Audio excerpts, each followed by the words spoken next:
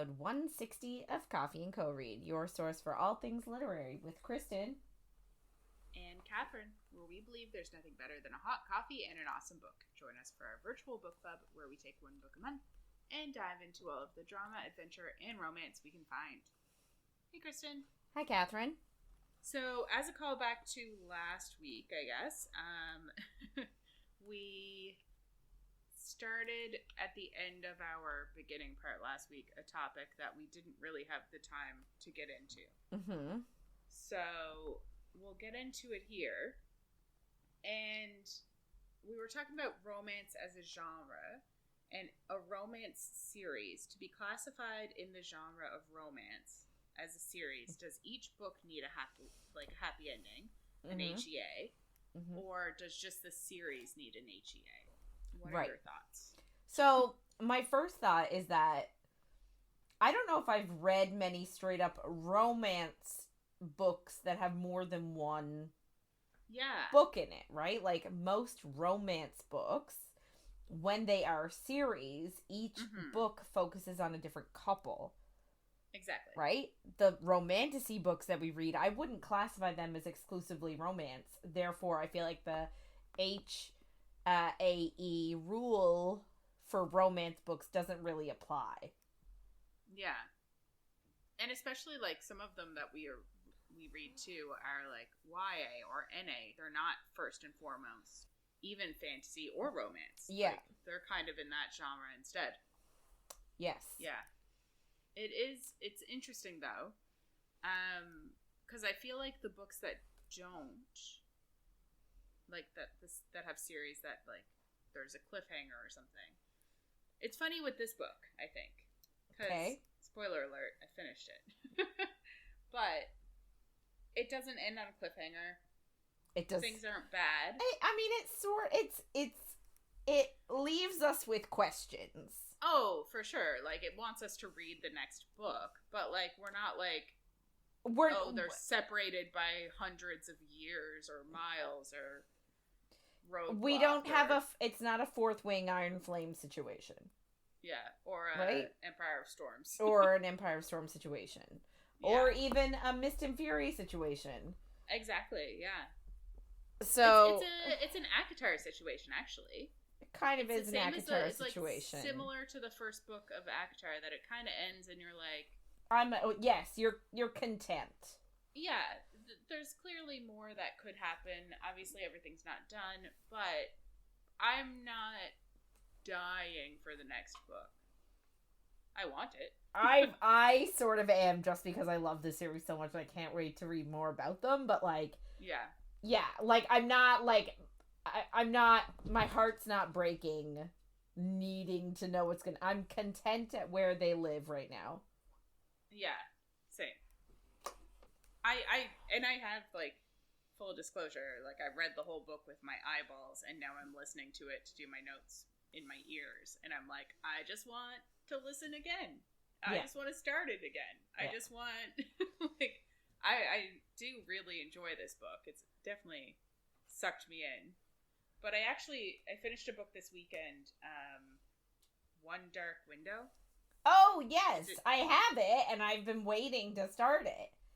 Oh, yeah? Yes. So, it's a duology. Actually, Katie sent it to me for my birthday. Okay. Because she works at a bookstore now, and she's like, you need to read these. So I finally got around to it. So I finished the first one, and the cliffhanger is not great. Oh. But the second book is out. The duology's done. I started it this morning. I'm 260 pages in. So, but I also haven't really looked it up. I think it has, like, Katie said it's, like, more of a gothic romantasy. So I'm still kind of expecting there to be a happy ending at the end of the two. Okay. But I'm not going to lie, I'm 260 pages into the second book of the duology, and I'm kind of scared that it's not going to have a happy ending. But the first one didn't have a happy ending at all. And I'm like, what does that mean? But there was a relationship with a couple in the first one that kind of, like, was the arc of the book. And the second one has relationships with other characters that seem like the arc. So, I don't know. But before you start reading it, I'll let you know how the second one, if it is happening. Yes, please. Because, yeah, you can't, where I'm at now, which is like halfway into the second one, I wouldn't like because I don't, like, more than halfway. I'm like 2/3 of the way through the second one, and I'm like, I don't understand how this is going to end in anything other than absolute misery. So, okay. But it's a really interesting world, and I'm enjoying it. But yeah, the first book definitely wasn't an HEA. Oh. Yeah. Oh dear. Yeah. Side note, I finally picked up When the Moon Hatched. Oh yeah. Oh, you have it too. Is yours hardcover or is it? It is hardcover because the soft cover looked like it's so fat. Big. So I got the paperback, and it's super fat, and I'm totally okay with it though. Like, I feel very smart when I'm holding it. Yeah, I feel very intelligent. I looked at them both and I was like, I hate hardcover, but I'm getting the hardcover because it looks less overwhelming intimidating than the softcover because it's so thick. Yeah. But yeah. Anyway, so I just, like, I do think, I don't know, I do think that a part of me, now, is it the part that feels like every book needs an HEA, no yes, matter the yes, genre? Yes, that part of me that is saying, well, yeah, like, it should end on something okay. Like, you should finish the romance book feeling all right. Whether the main character are on the outs or not, I feel like you should be okay with where it ends. If it's a pure romance. Obviously, a romantasy book is completely different. Yeah. But the series should still end. If you're calling yourself romantasy, if a book is romantasy, I think the series needs to end with happily ever after. Yes. Otherwise, it's just fantasy. Yeah. 100%. Otherwise, it's just fantasy written by a woman. Yeah. Which is unheard of. Yeah. And, like, that's fine. But we can't be marketing that shit as romantasy, because romance in the genre, I'm expecting there to be a happy ending. Yeah. Agreed. But yeah, I think the only books that are, like, I don't think there's any, and it'd be interesting if someone could tell us, like, if you've read any romance books that are in series and, like, they have no other genres in them, like they're not romantic or something, they're just straight romance, that have ended without an HEA, I'd be interested. Okay. Like, I get some, I have read like a Kindle Unlimited book that the first book ended, and I think it's like a romance series, and the first book ended and it wasn't an HEA, but I think that was more so to just sell the books, because you'd like read the first part of the first book. It's only like, the first book was only like 100 pages, and it's just to get you in so that you would buy other books. You know what I mean? Yeah, I do know what you mean. So, like, I don't know. That's a bit different, too. Anyway, if anyone's read books that aren't happily ever after, that are strictly romance, I'd be interested, and Kristen wants to hear them so that she just doesn't read them. Yes. Yes, that's true. Okay. So, yeah, I guess we're gonna get into it. So, just a heads up, this is not a spoiler-free zone, and things could get slightly saucy. Yes. So, this is week 3 with Quicksilver by Callie Hart. And we are reading chapters 21 to 33 this week. So last week, I don't really remember what happened. It feels like ages ago. It does. I'm not gonna lie, I did just listen to our episode because like just finished it half an hour ago, so I should know more. Yeah, so I think last week we were taken to our third location. Which was nice. Yeah. So essentially, Fisher kidnaps. I say kidnaps with the loosest of terms. Essentially takes Saeris from the Winter Palace with the king, and brings her to his home on the front lines, because he needs her to make relics for his people. She agrees if he will try and get her brother through the Quicksilver and go to her city and get him. He accidentally brings back Carrie and Swift instead. Which we were okay with. Which we were okay with because we don't like the brother anyway. Yeah. So they go to the third location, which is Fisher's manor home, and we start to see another side of him, and it's lovely, and him and Saeris sort of start having moments of humanity where they don't hate each other's guts. At least on his side, he sort of has some possessive moments, some moments where he could send her anywhere, anytime, like hundreds of miles away, like doesn't matter where. And we learn that like he can still smell her on Carrie and Swift and makes him bathe, and like it's just adorable. Yeah, I think I can't remember where it... Oh, yeah, we're past it. I really expected more from, like, she was injured and he had to, like, take care of her kind of thing for a little bit. But we didn't actually get a lot of the taking care other than him, like, freaking out and saying... Yeah. Yeah. He freaked out and was like, somebody help me! Yeah. Or, like, won't somebody fucking help me? Get a fucking healer! Or something like that. Yeah, he's war. We love it. Yeah. But I expected there to be more... I don't know. I just expected, like... him to stay and take care of her. Yeah, or even her to be, like, more out of it in the beginning. And clearly he stayed there in the chair the whole time until she was, like, good enough that he could leave. And then he was like, now you're fine, but you have to stay in bed. But, like, I expected there to be, like, scenes of him, like... her being in and out of consciousness and him being there. Yeah. I guess... 'cause that's my shit. I know. But I'm assuming it's just that the book is too big already. Yeah, that's true. I don't mean too big. It's not. I love how big it is, but like... That's what she said. Ah! Yes. Anyway. So yeah. So then he takes her to the actual war camp after her injury and she's been healed and whatever. He takes her to the front lines.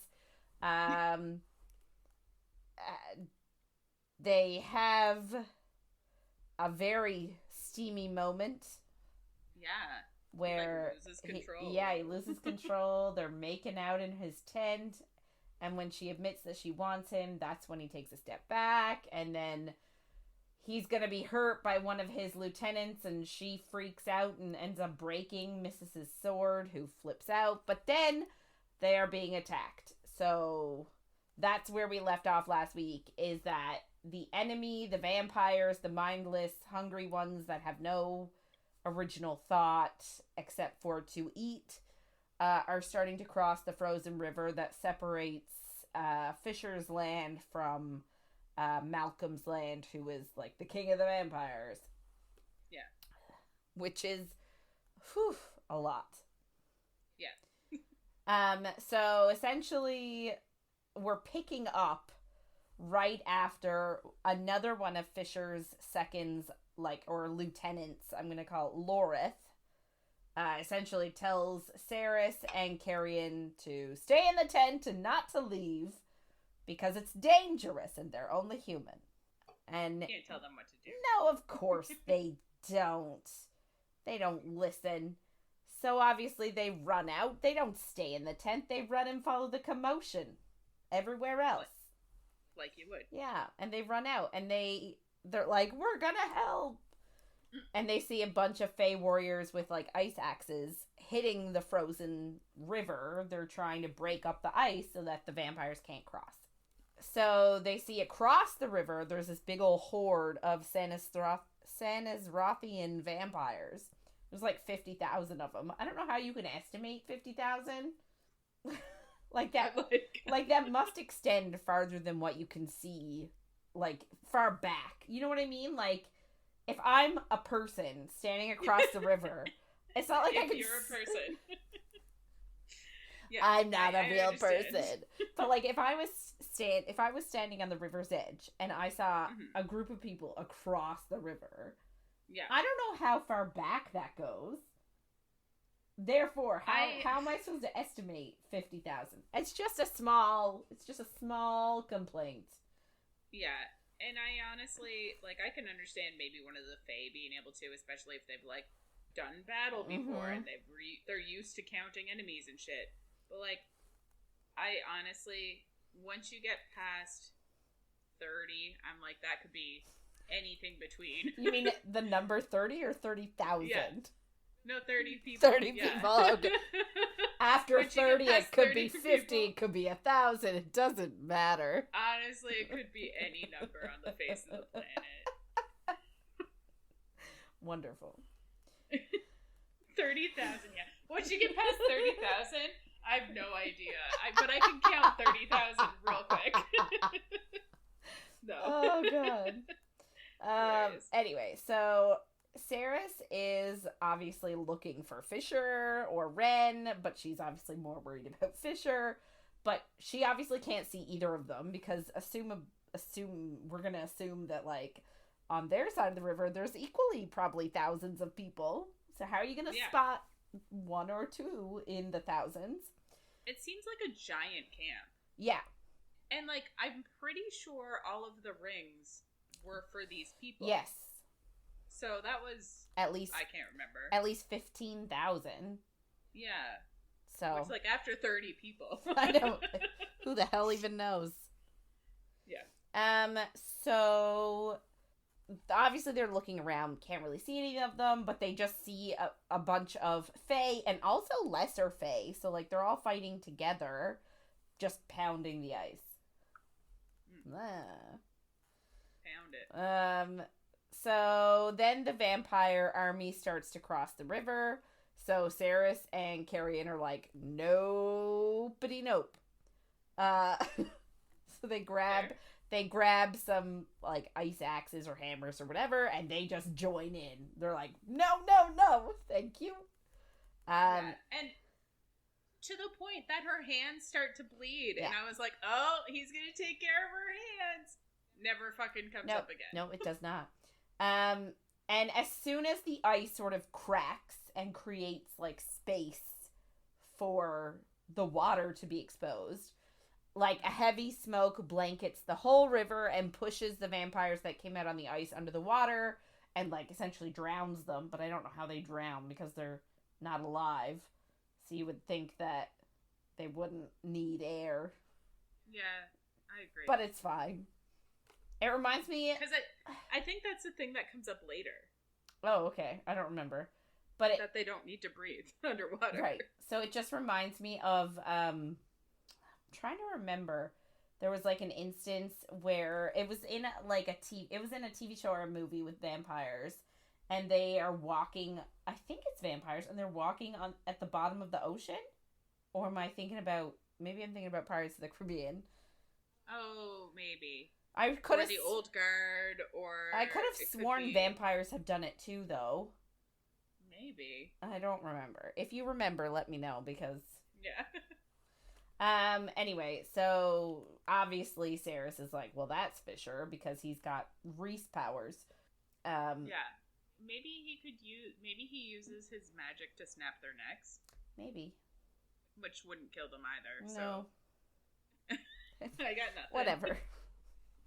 And then this, like, voice taunts him from the other side of the river, and Saeris hears some of the other Fae say, like, oh, it's Malcolm, and, like, oh, he's here to taunt the commander. So, like, she sort of knows that this guy's, like, he does it on the regular, but he's not a cool dude. And he keeps asking Fisher to show himself, and that it's only been a couple of weeks, but he misses him. And, like, Saeris knows immediately that, like, he's saying these words as a tactic to sort of sow dissent amongst the troops. To be like... She knows. Yeah, to be like, oh, he's trying to say that Fisher was with him 2 weeks ago when he had left his army unexpectedly, and no one knew where he went. So this is Malcolm's way of sort of being like, he was with me! Yeah. But anyway, Malcolm just sort of backs down after that and, like, just goes about his business and says, okay, peace, bye! Yeah. And, like, it's like, oh, okay, that's it. And then the battle's just over. Good. Useful. Yeah. So, half an hour later, Fisher finds her by the war tent and takes her hand and just tells Ren that they're going to be back in the morning and pulls her in through Shadowgate and brings her back to his manor / right into his bedroom. Ooh. Yes. And he's, like, standing right behind her, and she likes how he smells, and he tells her, like, he's, again, standing behind her, and he's smelling her hair. Anyway, he tells her he doesn't want her to share food with Carrion again. So, last week, she was in the tent with Carrion, and they were sharing a quiche. Yeah. And, like, neither of them had ever had quiche before, and so they were sharing it. And I guess Fisher noticed them sharing it, and he's like, no, don't do that. Because, obviously, we saw last week that Carrion was brought there for the jealousy aspect. Yeah. Just to get his feelings moving faster. Yes. Men can't express their feelings unless it's jealousy or anger or something like that. I mean, you're not wrong.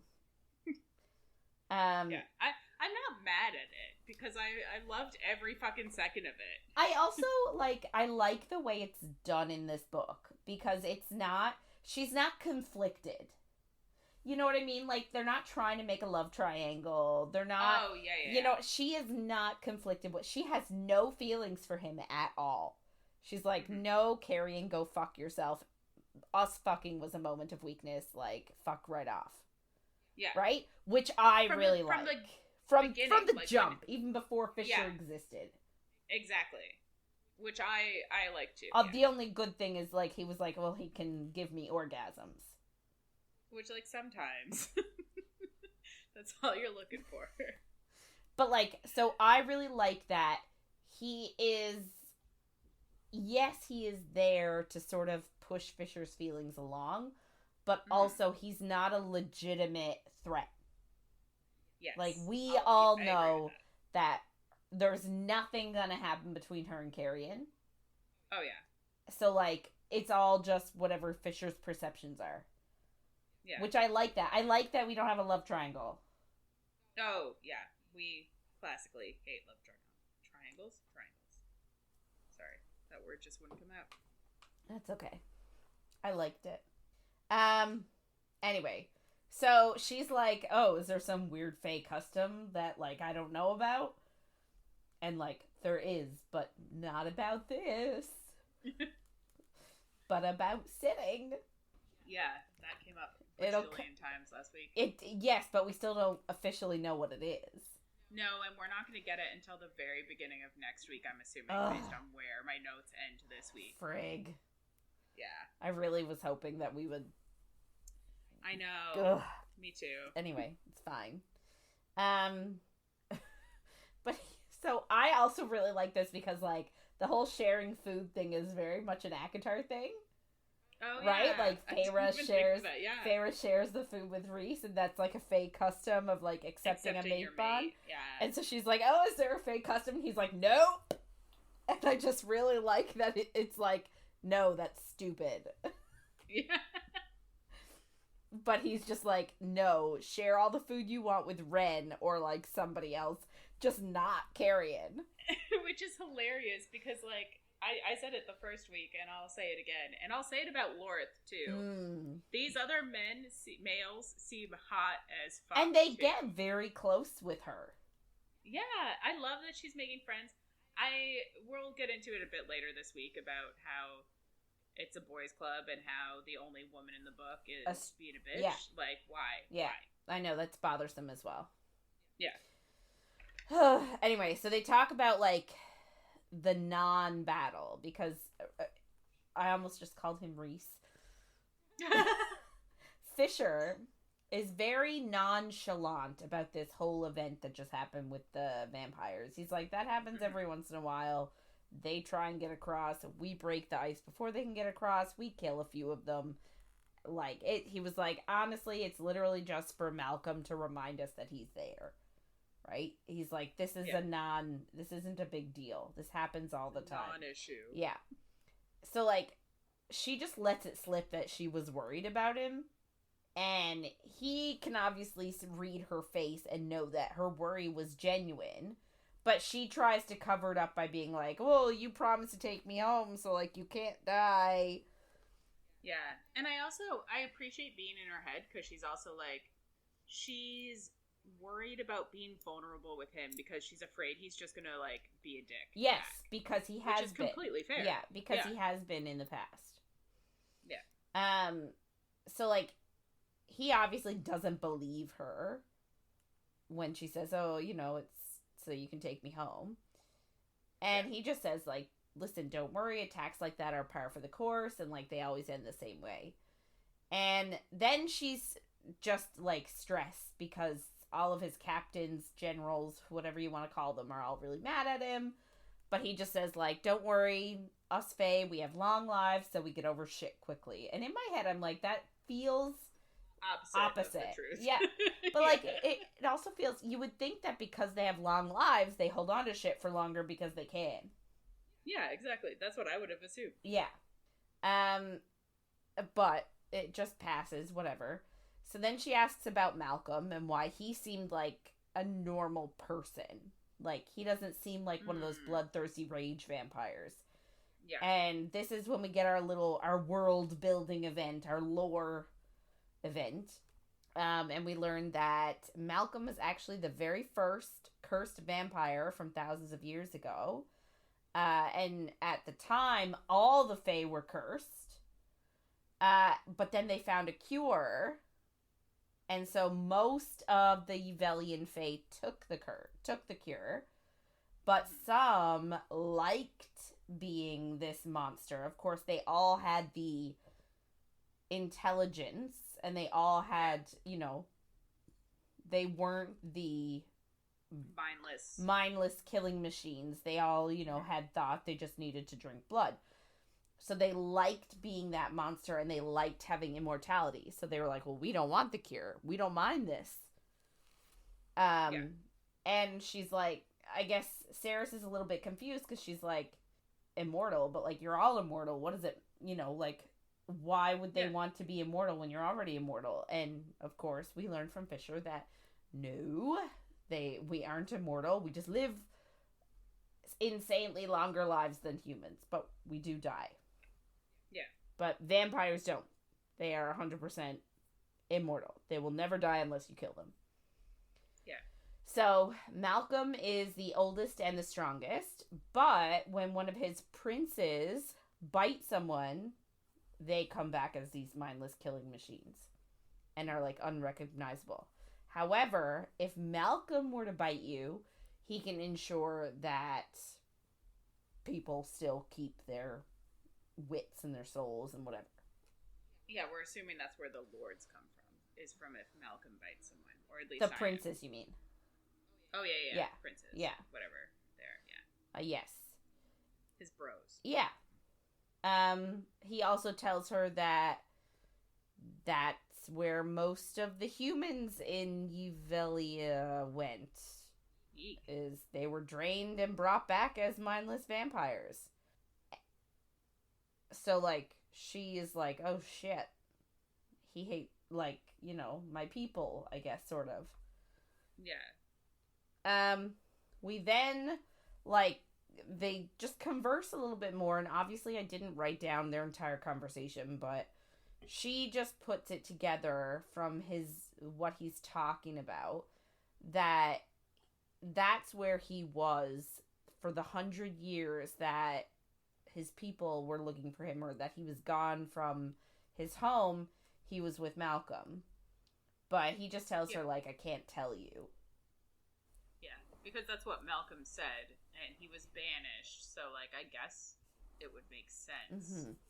But it is also, like, it's one of those leaps that I'm like, we're just full on believing this now, I guess. Yeah. Well, this is just fact.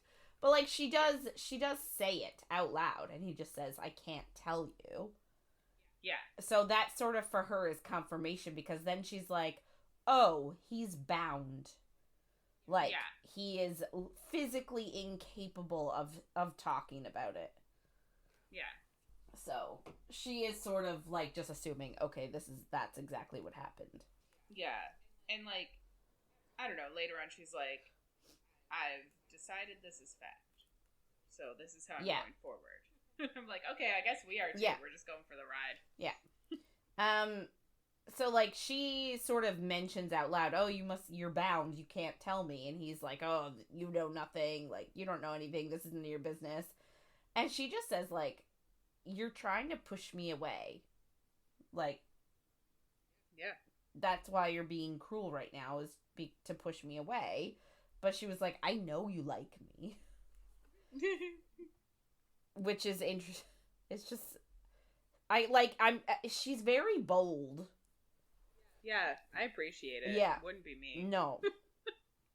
And she tells him that she knows that there's something between them, and that the moment they fuck, things will change. And, yeah. Bold. Yes! And his response, obviously, is to be an asshole and tell her that for him, it's just about scratching an itch. And then he can move on. But she just keeps going and says, like, I know you want to bite me, and you almost did back in the tent. And he's like, don't talk about things you don't understand. Which is so reminiscent of our last book. Yes, yeah. Which I didn't like in that context, but I kind of do in this one. Make it make sense. Yeah. I just read it and I was like, oh, it's funny. It's literally the same thing. But she just sort of goads him and is like, yeah, well, show me. Make me understand. Show me how much you don't want me. Fuck, man. Can you imagine? I have sex with her in this moment. Can you imagine? No. And then she just tells him to fuck her and he's like, well, alrighty then. Yeah. He just goes right for it. Like, he doesn't have to think about it. Listen, if she said those things to me, I'd be like, fine. You asked for it. You have won.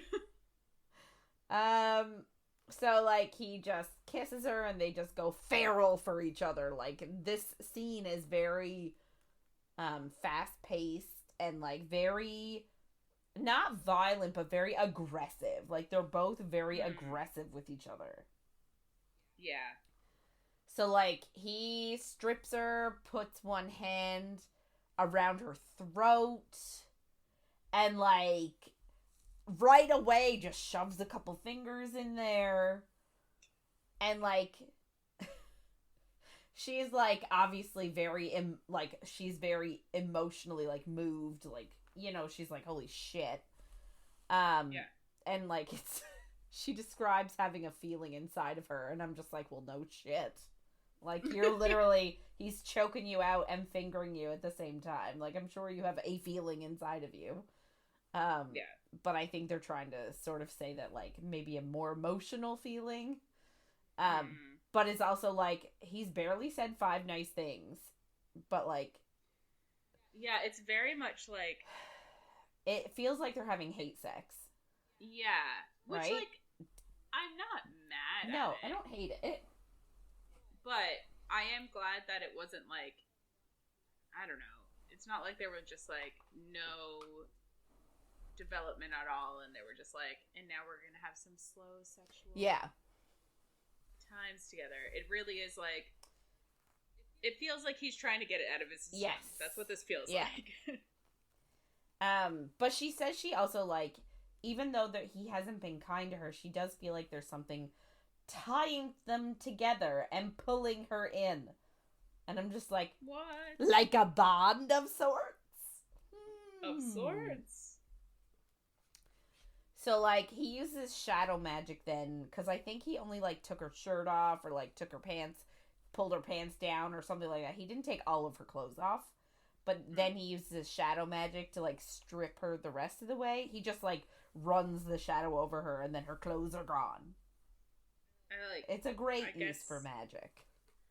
I know. All I can think of is I'm always like, I guess he can just magic up new clothes because, and he has. I understand that, but I'm also like, what if she liked that clothes? That's like so stupid. But I'm like, oh, don't ruin all the clothes. Not wrong. I only have so many pieces of clothing that I don't hate. It's true. Yeah. No, listen, it's fair. So he tells her that, like, he can't wait to hear what sound she makes when he thrusts into her for the first time. And then he says that when he's done, he's going to replay those sounds over and over every time he strokes himself to completion. And I'm just like... He's not affected. Yeah. He doesn't like I'm her. like, and you still doubt that he, like, he's just... This is him scratching an itch? Like... Yeah, I do appreciate that she's been like, I can tell you want me, because, like, I would kind of be upset with her if she didn't notice after all of the signs he's giving that he wants her. Yeah, you know? You're right. So, like, but it is still very bold to say it. Yeah. So, but yeah. So he grabs her legs and, like, of course, like, he makes her legs go around his waist. He brings her to the bed, and she's, like, completely wrapped up in him. And then he lays her on the bed, and he takes his pants off, and she sees the predator that he has said he was all the time. And I didn't write it down, but, like, she legit has a moment of fear where she's, like, sees him as the predator and actually is, like, has to be, like, stay where you are, like, don't run away. Yeah. Which I wasn't crazy about. Yeah, I just didn't get it. Yeah, like, I didn't understand, is this a turn-on for her, this scary thing? Like...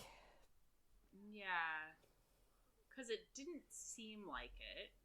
Like, with what happens, I can kind of understand it. Because I think it is really just hammering home the fact that she's human and he's not, and that, like, she is his prey. But I also was like, oh, that's kind of not a great feeling to have. No, like, when you were genuinely terrified. Yeah, like she gets over it, but that's not what you want in sex. You don't want to have to get over something to enjoy it. Like, it was a weird moment. I completely agree. Anyway, so he just tells her to put the soles of her feet on the bed. So, like, that she's almost, it felt sort of like a gynecological exam. I know. Like, put your feet, like, immediately takes you out of it. Put your feet on the stirrups, except it's put your feet on the, like, so wanted her to plant her feet on the bed so that she had her knees bent. And, of course, like, she looks at his cock, and it's gigantic, because when is it not? Obviously. And he just tells her to let her knees fall to either side. So, again, very gynecological, like, for an exam that you're having there. Like, you gotta relax your knees out. And she is quite self-conscious about doing that, because, like, there's something to be said for, like, the first time you're being intimate with someone. Like, geez, you can barely look each other in the eye, but, like... Now, I mean, like, I haven't had a first with someone like that since I was, like, 20 years old, or 19, actually. So, like, maybe part of it was that, like, the fact that I was 19. But, like, in my brain, oh my god, can you imagine, like, the first time you're intimate with someone and then being like, spread it wide, I want to see it all. I would have to have a few drinks, I'm not gonna lie to you. So that's what he wants. And she's like, oh, I don't think I want to. And he just tells her to do it because he's driven himself half crazy imagining what she looks like. And he needs to see to put himself out of his misery. Yep. And she's like, oh, well, geez, all right. So, like, he is very into it. Yeah. And so she does. And he calls her perfect. And she thinks that, like, she could get addicted to how he looks at her. But, like, if she really is an itch for him to scratch, then it'll only be tonight. So she wants to, like, savor it. So He grabs her ankles. And he pulls her down to, like, the edge of the bed where he is. And bends down to smell her. So he's, like, in between her legs, just going, like, smell. But... Which, like... It's even worse than that. Because isn't this when she's like, oh, I should have showered? Yes! He's like, yes! Never! And, like, I get it. Maybe there's this, like, inner woman thing where, like, you just want your guy or your person, whoever is down there, to appreciate your smell and not be worried about being clean. And, you know, like, you know, maybe this is where where Callie Hart is coming from and wants, like, this to be part of the fantasy of, like, oh, look, this guy, like, he wants her to smell. But I just, like, it's sort of funny, that's all. Yeah. I don't know. Anyway, so yeah, so he like just gets in there and he's just like sniffing, and he tells her that she smells so good, and she's like, oh, I probably could have showered today. But oh wait, so hang on. So he says she smells so good, and that when they were in the forge together, like at the beginning when she grinds up against him to steal his ring, he got a hint of this, and he knew he had to taste her. And that this smell has been haunting his dreams. And he hasn't been able to think straight remembering her scent. So, like, it seems like low-key obsessed.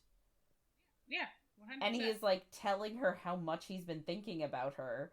And she's like, well, shit, like, you know, it's a lot more than we expected. Yeah. And then she mentions that she could probably use a show, and, like, doesn't even finish the sentence. She just says show. And I'm like, how quickly she gets used to Fae luxuries. Like, she's used to not bathing ever because they have no water in her land. So now being like, oh yeah, I could have used a shower. Also, they don't have showers in this world. Don't they? Because she took, like, a bath before. Yeah. Every time she... But that doesn't mean that she's never showered there. It just means... the first time she was there, she got a bath. But anytime they talk about her cleaning herself, it is a bath. It is odd of her to be like, I should have had a shower, but I didn't even, she was so impressed by snow falling from the sky, because it was free water falling.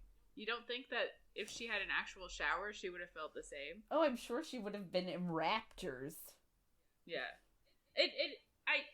It could be an editing thing with the book in that, like, there's so much to it. Yeah. But there are also, like, obviously, we love this book, but there are also a few things in the book that I'm like, I think if she came out with another run of them, there would probably be more edits to, like, tighten up a few things. Could be. Which is fair. Yeah. I think this might be one of them. We would change it to bad. Yeah, maybe. Although, bad. Mary had a little lamb. Yes. Anyway. Maybe that's why they said chow instead of bad. Because they didn't want us to think it was, like, had a little lamb. I could have used a little lamb. Anyway, so he then growls at her and demands that she not even finish the sentence she was about to say. He is like, no. And he tells her he wants to taste her, not soap and perfume. And then he does. And it drives her absolutely insane. Okay. Yeah. And, like, she's begging him and telling him she's close. And, of course, it's, like, 2 pages of fellatio. I'm here for it. Yeah. And, like, she's close, but he tells her she's not allowed to come yet. And, like, then he uses his fingers, too. And then he wraps both of them in his magic shadows and finally lets her orgasm. And then he gets ready to enter her. And I think he's poised. He's, like, right at the cusp.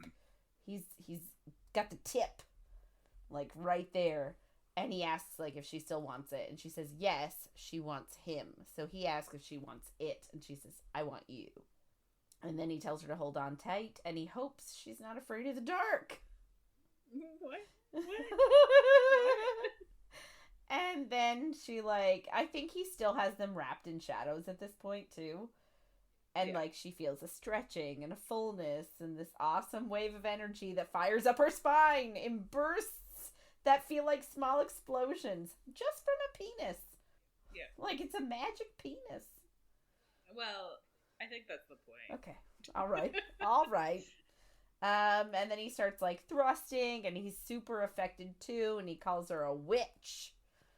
And says, like, she must have magic. And then she touches the tattoo on his chest. And he has, like, a wolf on his chest. And must have some other things, too. But... yeah, he has, like, he's completely covered. It's hot. Yeah. Yeah. I need to look up some fan art. I haven't yet. I don't know why. But I need to do that. That's a good idea. So, like, the tattoo is moving across his skin... and as she touches it, it moves onto her hands. And then a bird takes flight up her arm and across her body. Hot. It is hot. And, like, she pulls her hand away because she's like, well, that's weird. I don't love that. But then he brings her hand back to his chest and holds it there. So, like, he wants her hand on his chest. I'm assuming on his heart. But I don't know. I'm just assuming. That's just my... gross. That's just my heart. That's just my romantic... It's just your heart. That's my romantic side coming out. That's fair. So she comes again. And he does too this time. I'm impressed that she only comes twice, actually. Because most of the time, it's like 3 and 4 and 5 times. I know, but this is... just the one time they're gonna have sex. It's just the one time. Yeah. So it can't be the end of the world. It's just this hard and fast. Yeah. So they come down, and then he pulls out of her, and he tells her he wants her to stay here tonight. That the camp will be really chaotic, and he just wants to know that she's safe. And then he just gets dressed and makes a shadow door and tells her to try and get some sleep, and then he just leaves. So fucking awful. So awful. It's like, oh, thank you? Yeah. Well, like, and now she's like, yeah, everything I ever thought is true. He did what I thought he would do. Yeah. Which is, like, you need something in a book. You can't write about nothing, so. Yeah. We have to have these moments. I understand. Yeah. So she does have this, like, little second of worry that he's locked her in her room. Or in his room, actually. Yeah, or even just in the bed. Yeah, like, made her stay. But she wraps herself in his blanket and, like, gets up and goes to open the door. And it does open. And then we have a really awkward exchange between her and Archer, who is the fire... we met him last week. Yeah, he's a fire sprite. And he essentially raised Fisher from birth. And he's just waiting outside. And he says, I heard noises, so I came to investigate. But when I heard what was going on, I decided to wait outside. And presumably listen. But then he says, intimate relations can be very strenuous. He's not wrong. And then she makes it 10 times worse by coming up with the... Well, what would you say? What would you say in her place? What would you even say to this? I don't think I would say anything. I don't think I would make any comment. Just walk away? Well, so, like, she literally just says, oh, we were moving furniture around and then decided to put it all back. Yeah. Like... it is dumb. It's very dumb. But I'm also like, fuck, what would you even... I would just jump out a window. Well, then he brought her a tray of juice and cake to replenish her energy. So she just takes it, goes back into the room and closes the door. Thank you, sir. Can you imagine, being like, oh, they just had sex. You know what they need? Juice and cake. Like, can you imagine, like, being in a house, hearing that, and being like, you know what I should do? I should go knock on the door immediately and bring them snacks. But even worse is that, like, he's probably more of a parent to Fisher than his parents were. Yes. Because they were busy lording and ladying. Yeah. So, it's like you leave the door and your partner's parents are outside with juice and cake. I hate it. It's worse. It's so much worse. I hate it too. Anyway. Yeah. So she just closes the door. Archer bows at her. Yeah. Fuck.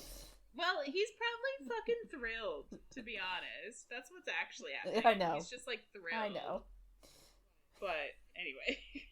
So, the next morning, Shadowgate appears in the room, but Fisher doesn't actually come through to get her, so she's like, well, fuck, I guess I'm on my own. Yeah. It is shitty. It's so shitty. Like, why wouldn't you just, like, pop your head in and be like, are you coming? Are you ready? Like, what if she wasn't even in the room? Yeah. Anyway, so he's waiting for her on the other side, and as soon as she gets through the door, he's like, just stomps away and just expects her to follow. And she is just pissed from what she saw in the mirror that morning and calls him an asshole. And we don't initially know what she's talking about, and then she shows him the bird tattoo that crossed onto her skin last night. It's still there as a tattoo. I obviously thought it was going to be like 15 hickeys or something. I did too, but also I love that this happened. Yeah, me too. Although, to be honest, if I got tattoos, if that was this easy, I didn't have planned, I don't know. I'd be like on my chest too. Like, I don't have any. No, come on. At this point in your life, if you had sex and you got a tattoo, you wouldn't be like, yes! It would depend where, because I have certain spots in my body that I'm like, I feel like my chest and my whole back are empty. And they're like, I could do something with those. Like, it could be something. But I've already, like, kind of fucked around with my arms so much that I can't really get, like, for real sleeves because I already have, like, random shit everywhere. But yeah. It would be... That's just a super convenient way to get tattooed. But I also wonder, like, does he lose something? Oh, I don't know. Because I don't think we get that either. Yeah, I don't know. But, like, she's just mad and just tells him to take it back. Yeah. And then she says, like, she has plans for her own tattoos that she chooses. But he just tells her, like, it's probably going to fade or you can cover it up. And there are people at camp that can do that for her. But, like, he doesn't really seem happy about her attitude about it. Which is just so stupid. Well, I guess... Like... you could sort of tell in this moment that it probably has more meaning in his eyes than it does in hers. Of course. And, like, we do learn more about the significance of it down the road. But, like... Yeah. You know, it just, like, I wish he would just say, like, this is what it means, and, like, I don't want you to cover it up. Yeah, exactly. I'm like, I want to use that word, but, like, a tattoo because of something is super meaningful. Yeah. So it's like, obviously she's gonna be like, I didn't want a bird. Yeah. I don't even think there are birds in her world. No, probably not. So, like, yeah, I can see why she's like, no thank you. Although, where was she going to get a tattoo in her own home? I don't know. Would never have looked this good. This next, the sort of next interaction is actually one of my favorites in the book. I don't know why, but I really like. Yeah. So, he's just, like, dragging her around, and she's like, dude, where are we going? And he tells her that they're going to a healer so she can take something to prevent children. even though he does say that, like, children between Fae are really rare, like they always are. But he's like, we still have to take something after yesterday. And then she laughs and just says, like, I can't have kids. And just tells him that she was what's called cleansed when she was 14. And that they do it to about 70% of children in her ward. So she is sterilized. So she is unable to have kids. And that is obviously extremely sad. And it's sort of like the first we're getting of it. She obviously finds it very normal, and, it is...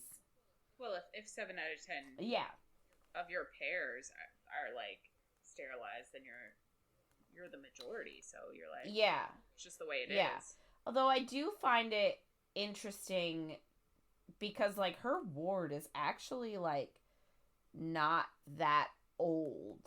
Like, in terms of... And we'll get it in a little bit. In terms of keeping it as desolate as it is, keeping it, like, as a locked down ward, like, it wasn't always like that. So I find it very interesting to hear about the measures that Queen Madra put into place so quickly. Yeah, I don't know, I just found it interesting that it was only 7 out of 10 of them. Like, you'd think that, like, why, if she's not giving resources to any of these people, and they're just killing them all willy-nilly whenever they feel like it, why let any of them have children? But then I guess we kind of got in the first week that she might use them, like, conscript them into an army. So maybe that's, like, the whole kind of... Could be. I also wonder if, like, I don't know, she can't just, like, wipe out an entire ward of people just because. Yeah, she probably shouldn't, but she literally told Saeris that that's what she was going to do, and that's what she was afraid of. That's true. But she didn't do it. Obviously, we figured that out, too. So, like, I don't know. Yeah, me neither. Don't know anything. Anyway, so, like, his eyes when he hears that, especially how nonchalant she is about it, his eyes go black, and he is pissed. Which is what I really enjoy about the scene, is his sort of, like, he is murderous. Yeah. But she doesn't get it. No, she's like, I thought you'd be happy. You'd be happy. Yeah, I thought you'd be glad. You don't have to worry about an unwanted pregnancy. And he just, like, he just says nothing. And he's just like, find the forge and I'll see you at lunch. And just stalks away. Which isn't great either, but... No, it's not. I get it. Yeah. And, like, the fact that it means so little to her is kind of like, well... It's better he walks away. Like, if he actually got pissed at her, then I'd be mad at him. Yeah. So she just, like, I guess puts it out of her mind, and we don't really hear... I don't know if we hear about it again, do we? Yeah. We do. Wonderful. Yeah, last week it comes up again. Lovely. So she goes out in search of the forge. And she hasn't been to this one yet, so she doesn't know where it is, so she has to look for it. Why are there forges everywhere? I don't know. Wild. I don't know. Wild. You're right, it's quite comical, actually. Yeah, they're like, there's a forge here and a forge here. And I'm like, why is there a forge at this camp? Well, to be fair, I guess it is a war camp, and they need to, like, make and fix weapons. Yeah. So it's not that weird, but I was like, I find it weird. Yep, I agree with you. So she finds it eventually, like, halfway up the mountain. And then she's like, well, shit, he didn't give me the Quicksilver, so now I have to look for it again. And then she listens for the little whispers, and she finds that even further up the mountain. Like, he didn't hide the Quicksilver inside the forge like he did the last time. She has to, like, go outside and look for it. So she does, and turns out it is in the possession of Carrion, who's just like sitting there waiting for her. And she just gets angry that he seems very okay with everything. Like, he hasn't, like, had a crisis of, like, this isn't real. Like, oh shit. Like, yeah, it is kind of weird. Yeah, but, like, he's just cool. He's copacetic. Yeah. And she's like, you know, you didn't know any of this stuff existed, but you're okay with it. And he just tells her, he's like, I knew it existed. And she's like, no, you didn't. And he was like, yeah, no, my grandmother used to tell me stories, and, like, she made me believe them. Because she used to read him a book called Fey Creatures of the Galarian Mountains, and inside there's an inscription that says to never forget that monsters thrive best in the dark, and to commit this book to memory and prepare for war. Which is like, are the Fey gonna be bad? Like, it kind of confused me. Because I was like, what does that mean? I know. Who's the bad guy? It's very confusing overall. Yeah. But he tells her that, like, he wasn't allowed to have dessert until he recited some facts from the book. And, like, she knows that his grandmother, like, it's something to be said, like, oh, you could have a cute, kooky, dotty old grandma, and, like, yeah, maybe she'd make you believe some stuff. But she's like, I know his grandma. She's very no-nonsense. So, like, if, you know, if she raised him to believe those things, too, then, like... And also, they are true. Well, yes. Obviously. That's the other point. Yeah. That... She's like, oh, well, okay. She just accepts it more readily, knowing who his grandma is. Yeah. Which I love. Me too. So, he has the Quicksilver, so she asks if he wants to help her. So, they do some experiments, and everything fails, and then they break for lunch when Fisher comes to see them. And it seems like he's irritated that they're hanging out, is how it seems. Yeah, that they're just like, he's like, yeah, why are you just sitting down, not doing work? And yeah. She's like, fuck off. Yeah, he's very much like, why aren't you working? She's like, dude, chill out. I have a mandated half an hour lunch, 15-minute breaks. Like, get off my back. I'll call the union. So she just asks him, like, why do you bother hiding the Quicksilver? Like, it's just adding time, like, to my already tight day. And he just says it's to hone her skills, like, of her talking to the Quicksilver. And he seems really grouchy. And he's taking it out on Carrion. And he just tells Carrion to, like, go find a job somewhere else and to leave Saeris alone. So obviously he is annoyed that Carrion is there, you know, probably jealous. And Carrion tells him he seems miserable and should get laid. Considering he did last night. And it seems to have made him worse. Which, imagine it making a Fae worse. No. But it's just funny because you're like, Carrion's just being a little shit. Yeah. And I'm like, is he being a little shit on purpose? Oh, we know he is. But, like, even more so than imagined on purpose. If you can understand what I'm saying through the lines. Yes. Yeah. Anyway, so, like, after he says, oh, you should get laid, and then he sort of elbows, like, not actually elbows, but sort of, like, says to Saeris, right, sunshine? Sort of, like, seeking validation from her on his comment.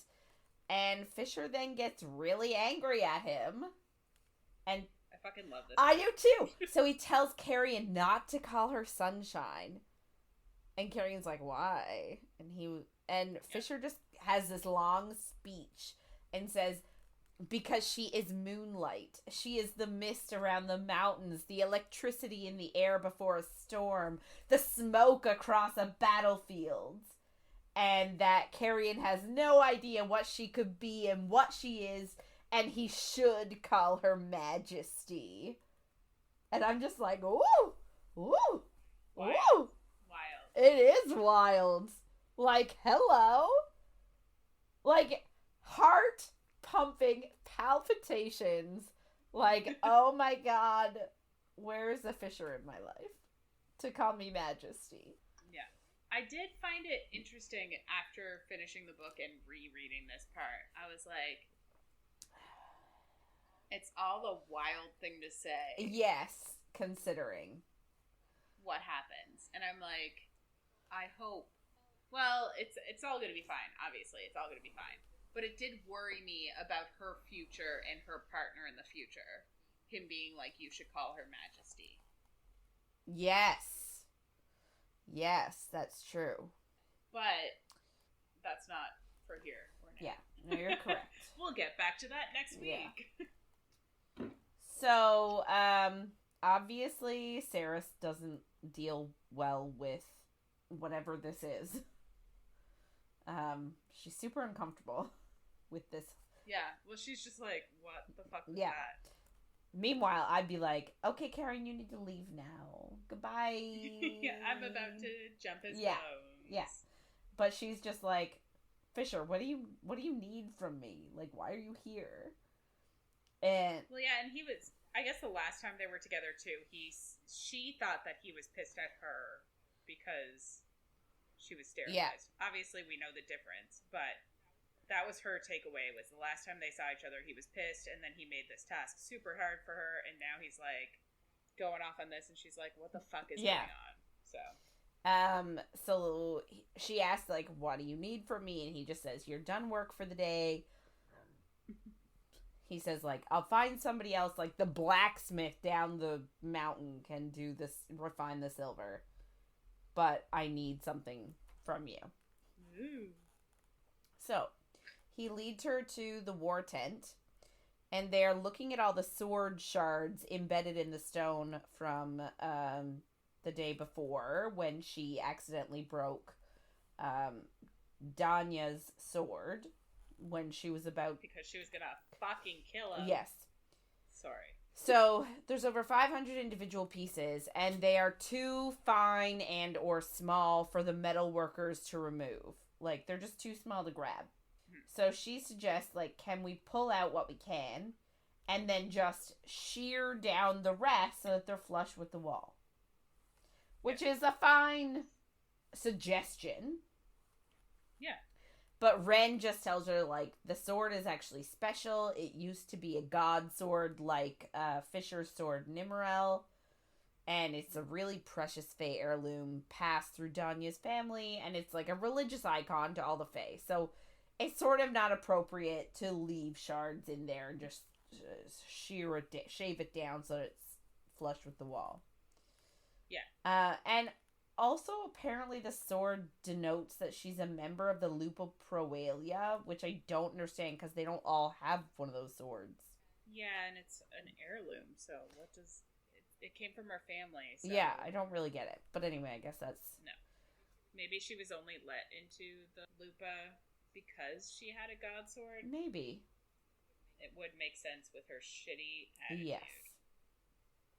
So the Lupoproalia is actually Kingfisher's wolves. So normally there's 8 of them, and they fight together as a team. They all have wolves on their armor, and then Fisher has his wolf tattoo. So essentially it would be sacrilegious to leave some of the metal in the wall, is what Ren is saying. And, like, Danya is there, and she's fuming, and she's speaking really rudely to Saeris, who obviously doesn't take shit from anybody, so responds in kind. And they have this back and forth, but, like, everyone takes Saeris' side, saying that Danya's out of line, because she's like, how dare you do that to me? How dare you speak to me that way? And blah, blah, blah. And everyone's just sort of like, you brought this on yourself by, A, trying to kill Fisher, and B, everyone, because she gets mad that Fisher and Ren aren't saying anything about how Saeris is speaking to Danya. Like, she's speaking to her rudely. She's not giving her the respect that her position, quote-unquote, commands. Yeah, and she's a human. So, but they're just like, she's like, how dare you let her, a lesser, like, speak to me that way? And they're just like, she's not a member of our army. Like, we can't control her, which I love. I love it too, so but I obviously it pisses her off. Oh, of course, yeah. And then Saeris hears a whisper and realizes that there is actually some Quicksilver in the blade. And Fisher tells her that when alchemists were popular, they would often put Quicksilver in blades. And Saeris realizes that that's why Madra tried to keep all metal out of their hands, in case there was a little bit of Quicksilver in it, it would make their abilities show up. Yeah. And Ren adds as well that in their records, it shows that alchemists of the past have only ever been able to turn the Quicksilver from solid to liquid and back to solid, and that nobody has ever been able to shatter it the way that she did. So he's like, "You're the most powerful powerful alchemist we have knowledge of," and she's just like, "Oh fuck." Yeah, fair. So like, she was different all along. Yeah. And Danya is just eye rolling all over the place and is pissed that everyone is putting like so much faith into Saeris. When they've been fighting in the mud for ages. She's like, "You're gonna put all of your hope into this one person? Like, we've been the ones doing the work and doing the job and whatever." But Ren just says, like, "We have been fighting for hundreds of years, and our numbers keep going down, but Malcolm's keep going up. And Bellicon isn't sending us any supplies anymore. They're not sending in wood or fires or clothes or weapons or anything." And Ren just says, "If we keep going the way we've been going, we have 1 year. And we'll be overrun." Wild. Yeah. 1 year is not a long time. So he just says, like, I'll take any help that I can get. Yeah.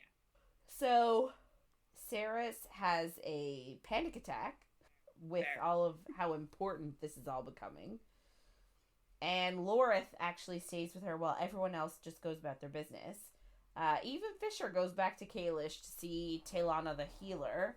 And instead about thinking about how big her job is, she gets jealous that Fisher goes back to see Taylana even though he wasn't injured. So she immediately thinks, shit, they must have some sort of, like, romantic history. Yeah.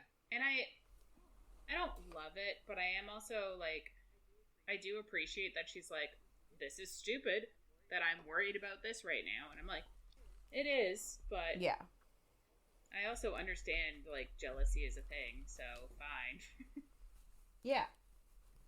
So I do appreciate both sides of it. I appreciate that she's like, I shouldn't be feeling jealous about that, but she's also like, I'm jealous. What am I supposed to do? Yeah.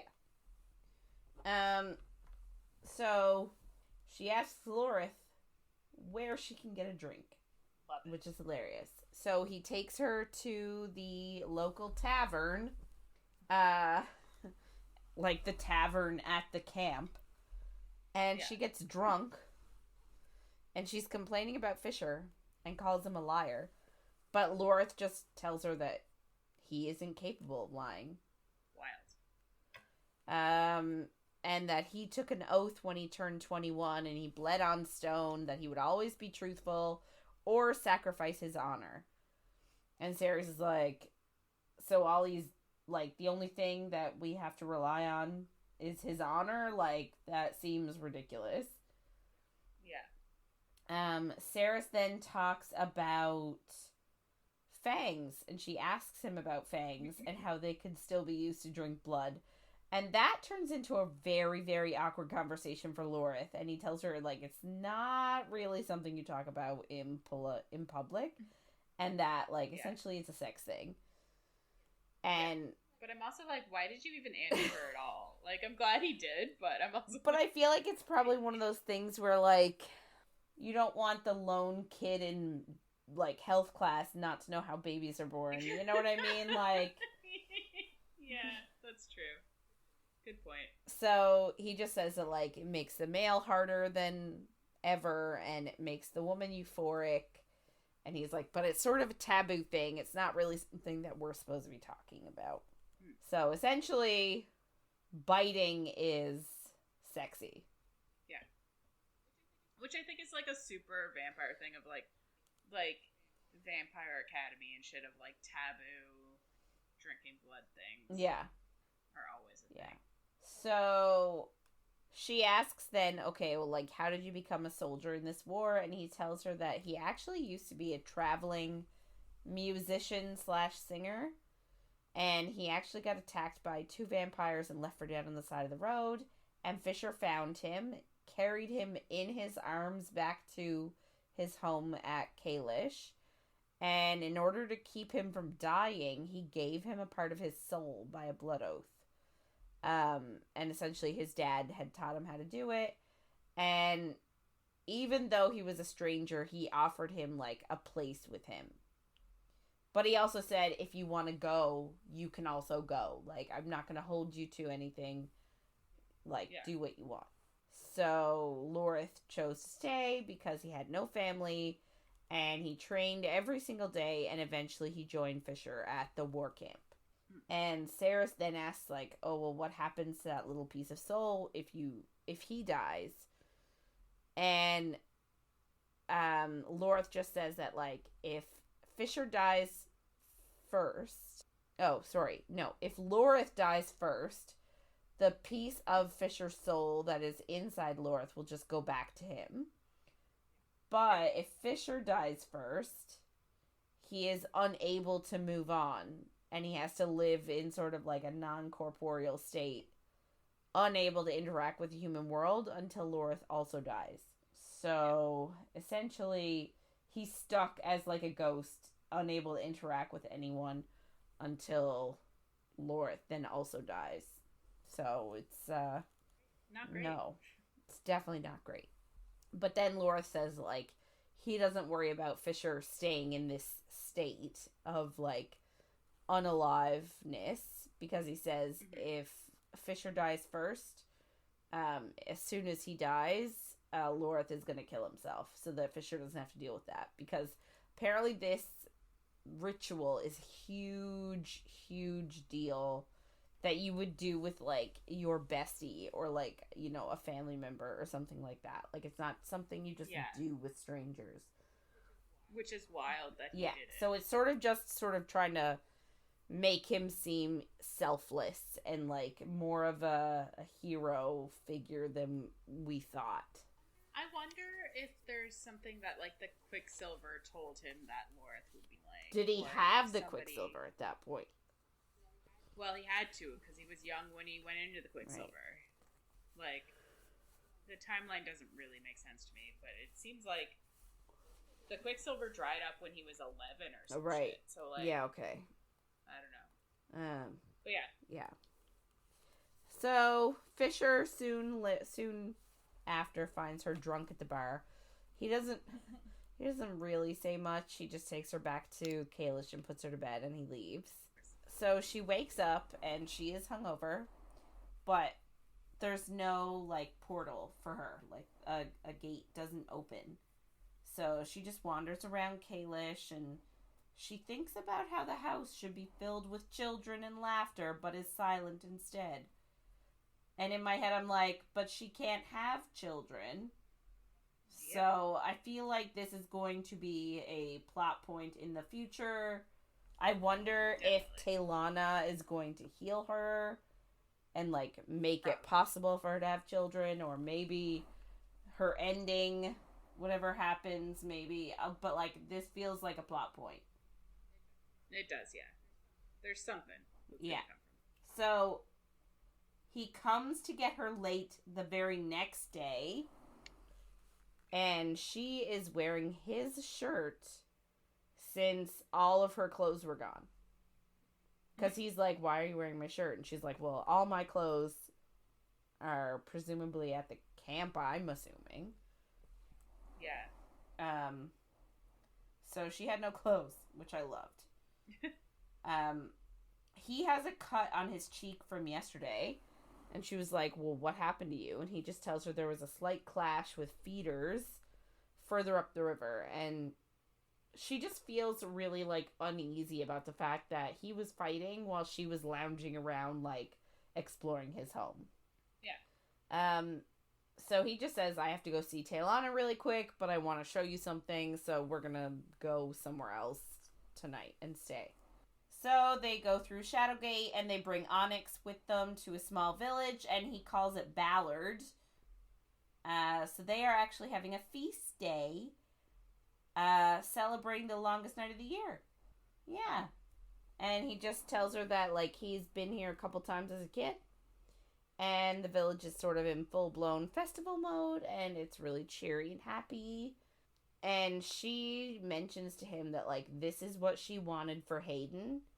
And she worries about what she will find if she ever gets home to him. And he tells her that she will get home. And I'm just like, how? She just wasted a day yesterday not trying because you didn't take her back to the forge. So, like, well, 2 days. It's like, yeah, fine. He really does not seem to be in a hurry to get these rings. No. But so he's just like, trying to reassure her that, like, no, you will get home. And she's just like, dude, this transmutation thing seems like a lifetime project. Mm-hmm. And he just says, like, don't worry, I'm going to help you. Okay. Yeah. So they're just sitting and they're having a drink and they're like all these girls staring and giggling at him. And Saeris points out that they're probably wondering if the Lord of Kalish is looking for the next Lady of Kalish. And then we get like a little bit of a sad moment because he just says he isn't the Lord of Kalish, and like even though his dad was a lord is responsible for protecting his people, and he left his people for 110 years, and he didn't protect them when he was supposed to, so he doesn't deserve to be a lord. Sad. Yeah, so he's very in his sad face, like he's having a sad time. So like she feels really bad to see him like this, because she says, like, she's seeing sort of more of a true representation of who he is. Because the arrogance is gone, and she just sees the grief. And she wants to comfort him, but she's worried that he's going to reject her, because that's what he likes. That's what he likes to do. But she wants to have courage. So she's going to do it. But right when she's about to reach for him, he all of a sudden asks why she hasn't said anything about their night together. So like, but also... Well, so that's the thing, like, she's sitting here trying to gear up, like, trying to comfort him and trying to, like, talk to him. Mm-hmm. And she's like, no, I'm gonna do it. And then he's like, why haven't you said anything? And she just tells him that, like, she was under the impression that it was a one-time thing. And, yeah, and he made it... Where did she get that idea? Don't know. But, like, apparently he made it clear he could hate her and still fuck her. And she says, like, I don't normally throw myself at people that are gonna hurt me, so... So that's sort of her reasoning as to why she hasn't said anything. And she also says, like, even though I think we could be good together. I love it. I love how forward she is. And then he tells her that he doesn't actually hate her, which, shock of the century. Yeah. He says even though there are things that she doesn't understand that make it impossible for him to ... and then they're interrupted. What does that mean? We don't know. So, they're having this, like, sort of heartfelt moment. And then they're interrupted by this, like, ancient, wrinkly woman who calls Fisher by his name. And then she sort of, like, admonishes him for not visiting earlier. And, like, just sort of, like, you know, has that old lady, you know, like, grandmotherly sort of, way about her, I guess. Yeah. And just tells him, like, she's been making the cookies he likes every year for him, but he hasn't showed up to eat them, and nobody else likes them. And then she's like, do you know how expensive sugar is these days? So, like, she's really, like, calling him out for not visiting. So, clearly nobody knows he was gone. No. But everybody at the palace knew that he was banished, but outside of that, nobody knows? I don't know.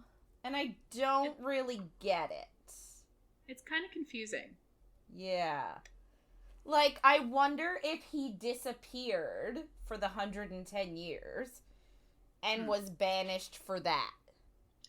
No, because he was banished for burning down the city. But is what they told everybody. Yeah, but Danya said that Danya said they were in the city when he disappeared. So, like, maybe he was banished posthumously. Yeah. I think he disappeared before he was banished, but I think, like, they just told everybody at the palace that they banished him because of the town. So it's weird that nobody outside of the palace would know that he was banished because of the town. Yeah. Because, like, all these people are like, where did you go? You disappeared. And it's like, well, why does everyone in the palace think he was banished? But wouldn't they talk to other people? We don't really understand what banished means, because it kind of sounds like he was only banished from the palace based on what they're talking about in the palace. So I guess maybe that's why people are like, why weren't you here? Like, it just kind of confuses me, and it's not really clear who knows what. Yeah. Yeah, I also don't really get it. Yeah. So the wrinkly woman just says, like, you're both gonna come sit at my table for supper. They have beef stew. So, like, she's definitely sassy, but seems to, like, really love Fisher and, like, treat him familiarly. Yeah. And her name is Wendy.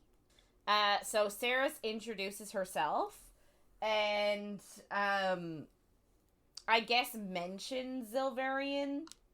Like, I'm Saeris of Zilverian or something like that. Like, no, she just knows. Oh, okay. Yeah. So, like, the lady's like, oh, yes, you're from Zilverian. And she says, I felt the gates open. And then she sniffs her. And obviously can tell that her and Fisher have been intimate. And because I guess Fisher's like, she's a friend. And the lady is like, yes, sure, you're friends. And Fisher has to, like, reassure Wendy that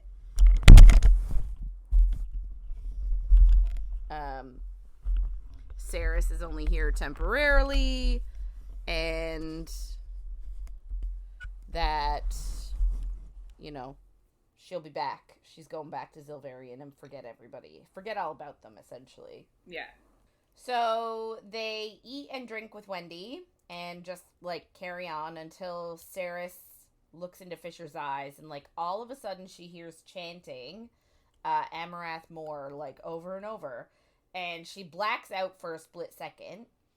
And she comes back to, and Wendy and some of the other Fae that are around, like, are looking at her, and Wendy asks if she's okay. And Fisher obviously knows that she heard something, he can tell, so they make excuses that they need to turn in, and he remembers the way, like, Wendy's like, do you remember the way? And he's like, yes. Yeah. So they walk down a path through some trees, and he asks why she said those words, but she didn't realize she had said them. And she asks what the words mean, because obviously the Quicksilver in Fisher pushed them into her mind. Mm-hmm. But Fisher just refuses to tell her and says it's better if you don't ask. So they reach, like, a square in the village, and there's a fountain in the middle with a statue on it that sort of looks like Everlane. And there's a plaque below it that says, Adina of the Seven Towers, Lady of Kalish. So Saeris realizes that this is his mom. It's Fisher's mom. Yeah. But he just, like, doesn't even want to look at it, blows right past it towards a red door that is sitting in between two shops. And they head into it, and she realizes that this used to be his mom's house, and it is now his.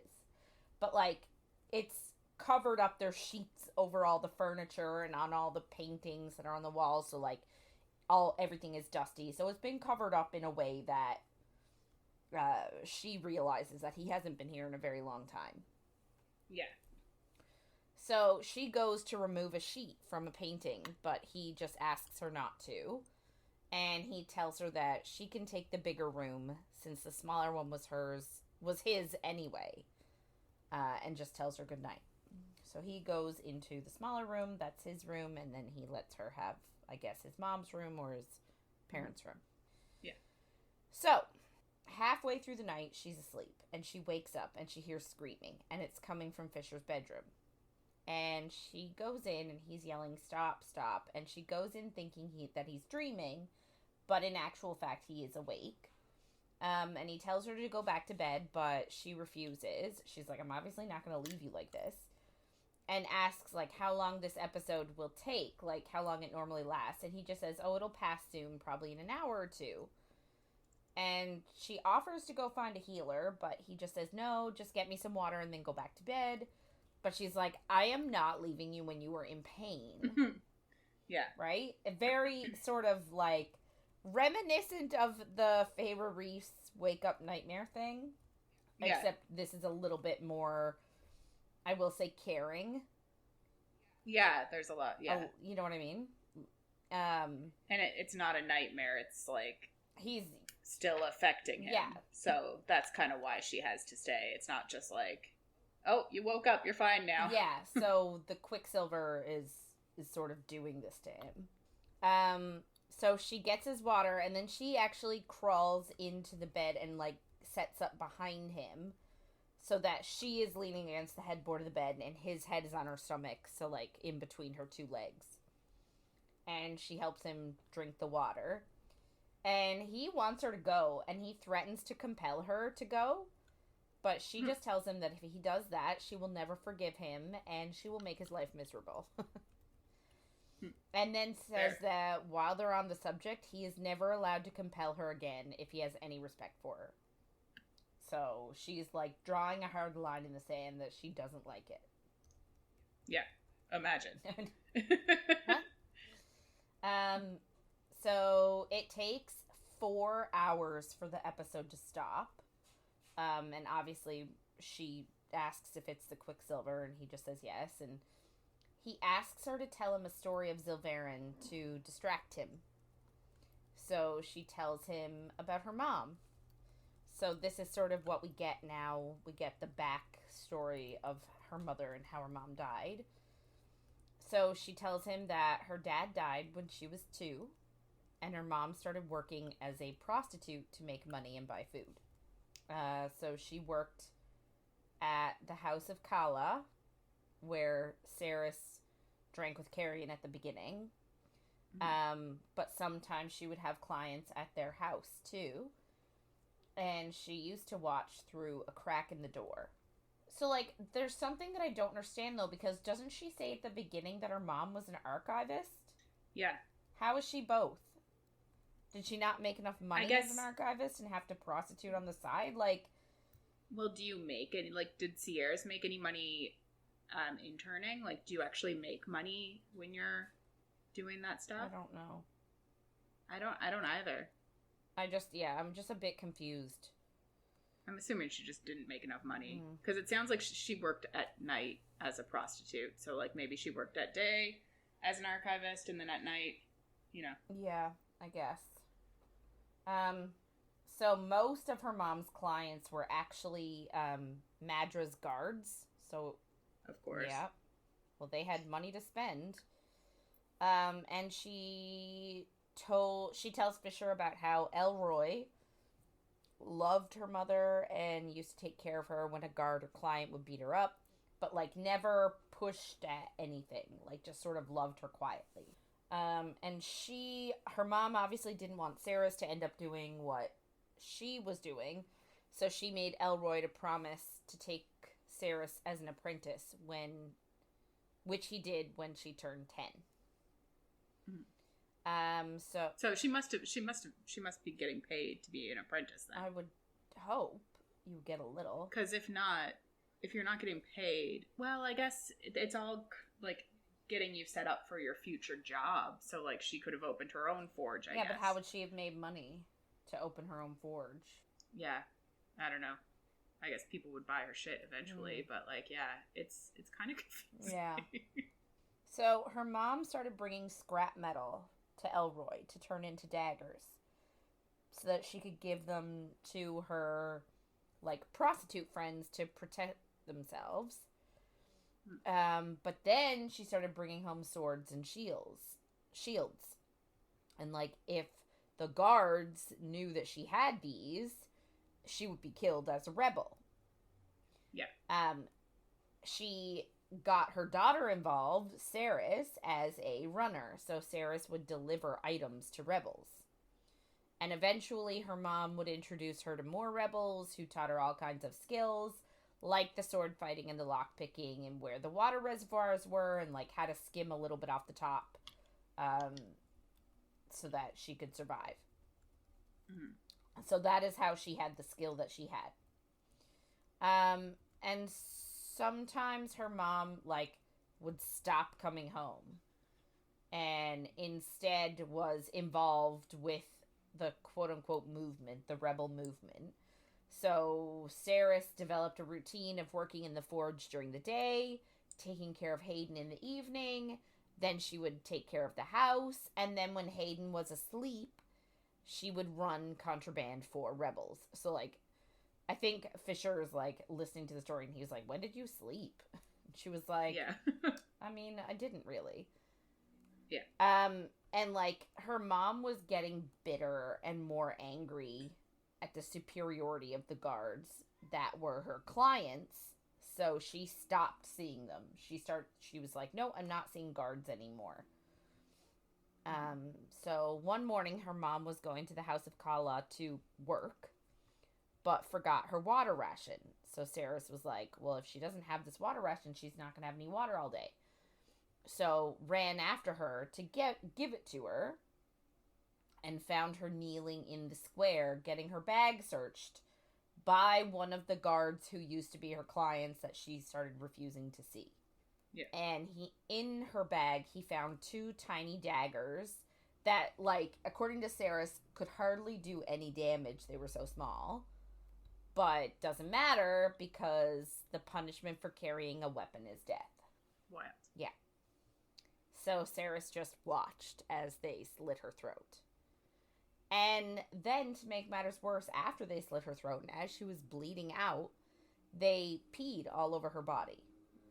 Like, just to be dicks. And, like, just left her to rot in the sand. So she had to run and get Elroy to help her move her mom's body. And when they came back, people were, like, spitting on her, trying to take her clothes off and calling her disease-riddled whore. Like, people were not being kind. Yeah. To say the least. Yeah. So they collected her body. The next morning they took her into the dunes and burned her. And when they got home, their house was boarded up with an X on it. So it was the first house to be quarantined. So her mom's house and her mom's, I guess, rebellion and her death actually is what triggered the whole idea that her ward was a disease plague ward that needed to be quarantined. Yeah, I just find it like, why couldn't they just break into that house and stay there? Like, does somebody check the diseased houses? Yeah, they board them up, but, like, they're breaking into other people's houses and sleeping in the attics. And it just seemed like, I was like, well, couldn't they still have just broken in and stayed there anyway? Unless they cleansed it and then assigned it to someone else or had someone else buy it or something. Yeah, I don't know. It just seemed like, I don't know. I was just like, why wouldn't they just stay there anyway? Yeah.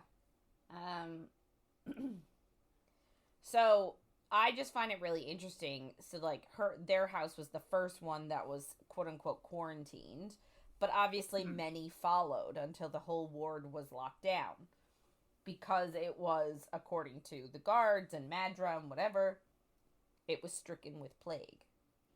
Yeah. And remember, at the beginning, she told the captain as he was before he killed her, he was like, "We're not diseased.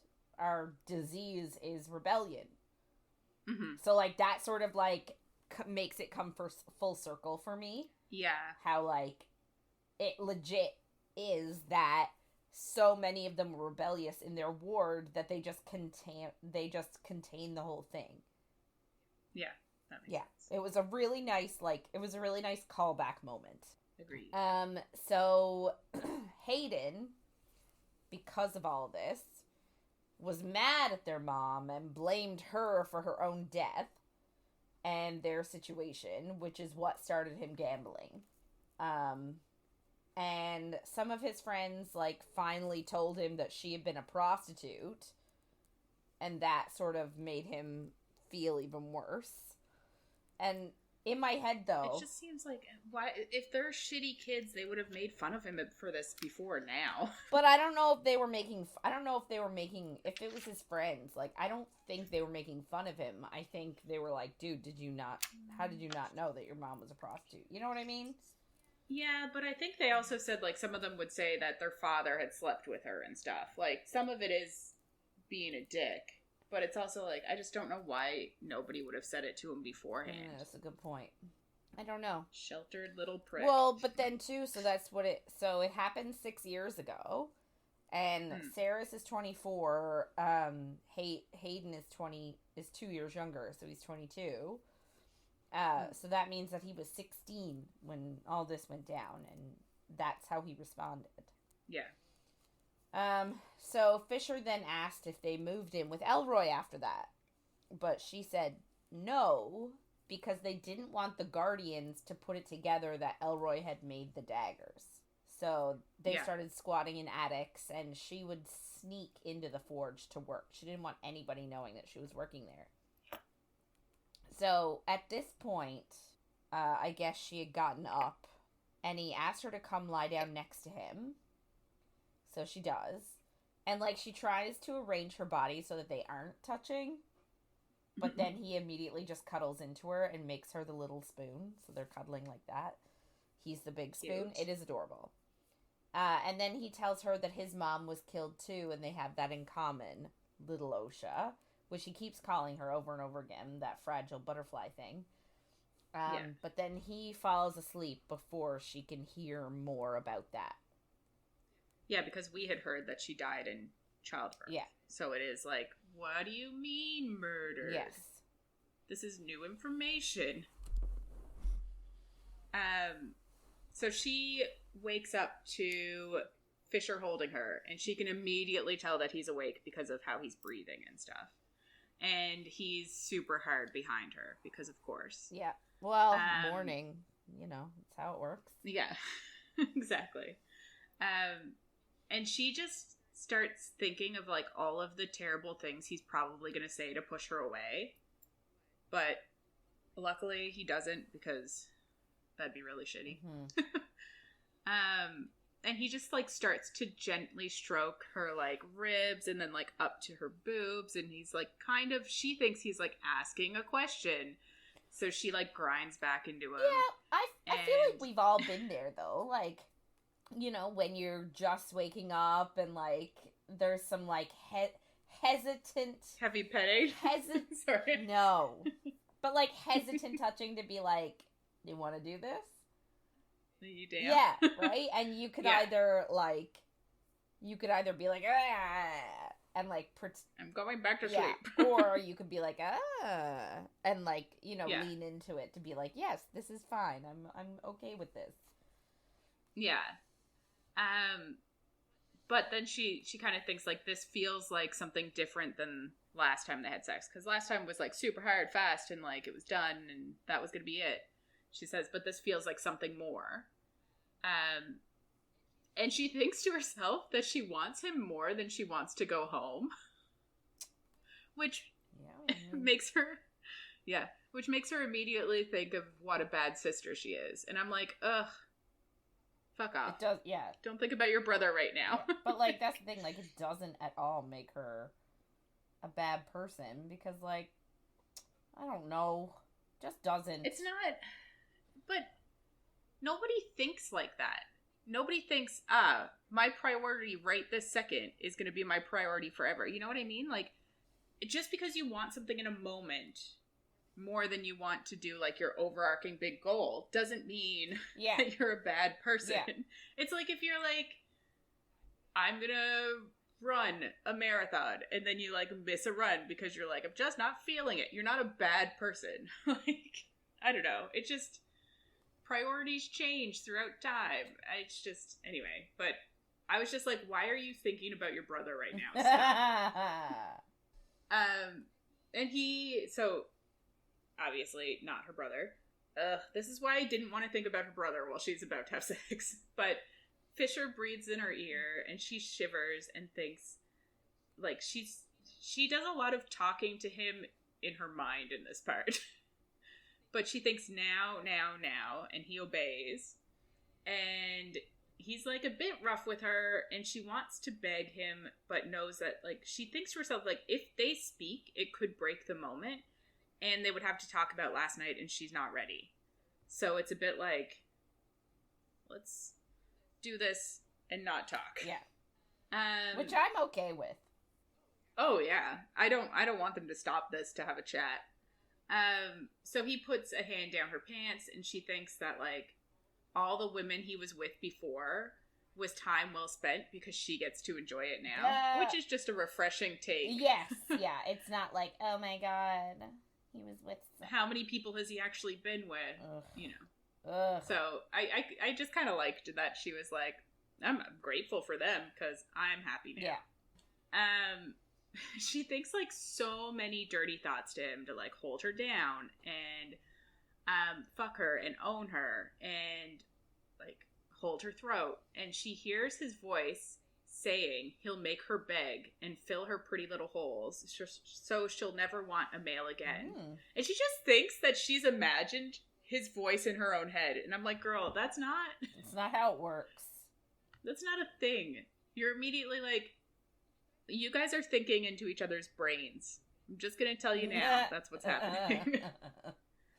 And who does that? Yeah. So she thinks, bite me. And he holds her neck and, like, shakes her. And she thinks it's like a reprimand. But she's like, there's no way he knows what I was thinking. At this point, you should know. Yeah. I don't know. By now, you should know. And then he starts to finger her, so she kind of just, like, is too distracted to actually think it through. So I guess that's what we're attributing it to. Mm-hmm. So she tries to take off her shirt, and he just magics all their clothes off. And then she just thinks, fuck me. I need you to. So he does. He then thinks to her, which is, like, the second time he's, I guess, talked into her head, that every warrior will smell him on her, and he'll make her hoarse from screaming his name, and he'll mark her in every way. And she responds, bite me, in their head still.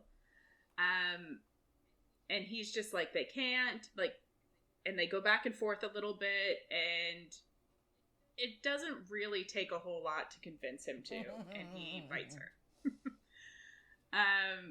And at first he just, like, has his teeth in her neck, I guess, and then he starts, like, actually taking blood. And it just reminded, it was like, I don't know, I guess it's the same with any vampire, but it really made me think that his teeth are just like little straws, and he put his little straws into her neck.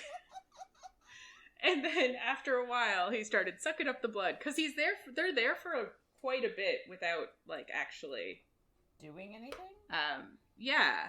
So it's just like, oh, interesting. But anyway, so he starts drinking her blood, and it's euphoric, obviously. And he tells her not to move, but she can't help it. And I'm like, maybe you should listen to the person who's, like, drinking you dry, but it's not a big deal. So she, like, pushes his head into her neck and thinks, ruin me. And he does. And the world disappears. And he roars like he's reborn. So this is, like, a very intense moment for both of them. Yeah, super intense. So I guess, like, they're done, and then Fisher holds her for a bit, and then she wakes up and he's gone. But she smells bread, and Onyx is with her, and she just assumes that Fisher, like, ran away and left her here. She sees her blood on the sheets and thinks, like, she can't process that right now. Because she's also like, they can speak into each other's minds, and that's a new thing. And she's like, there's just too much happening. Like, that's completely fair. Yeah. So she gets up, she, like, wraps the sheet around herself and goes downstairs. And Fisher is there. And we're happy because he didn't just run away. And she just watches him because she's like, he looks peaceful. I don't want to disturb him. But he's like, you don't just stand there. Like, come over. And she's like, oh, how long did you know I was here? And he was like, I always know where you are. He's like, eee. Then she tells him she would have gotten dressed, but she has no clothes. And we get that, like, he packed her a bag.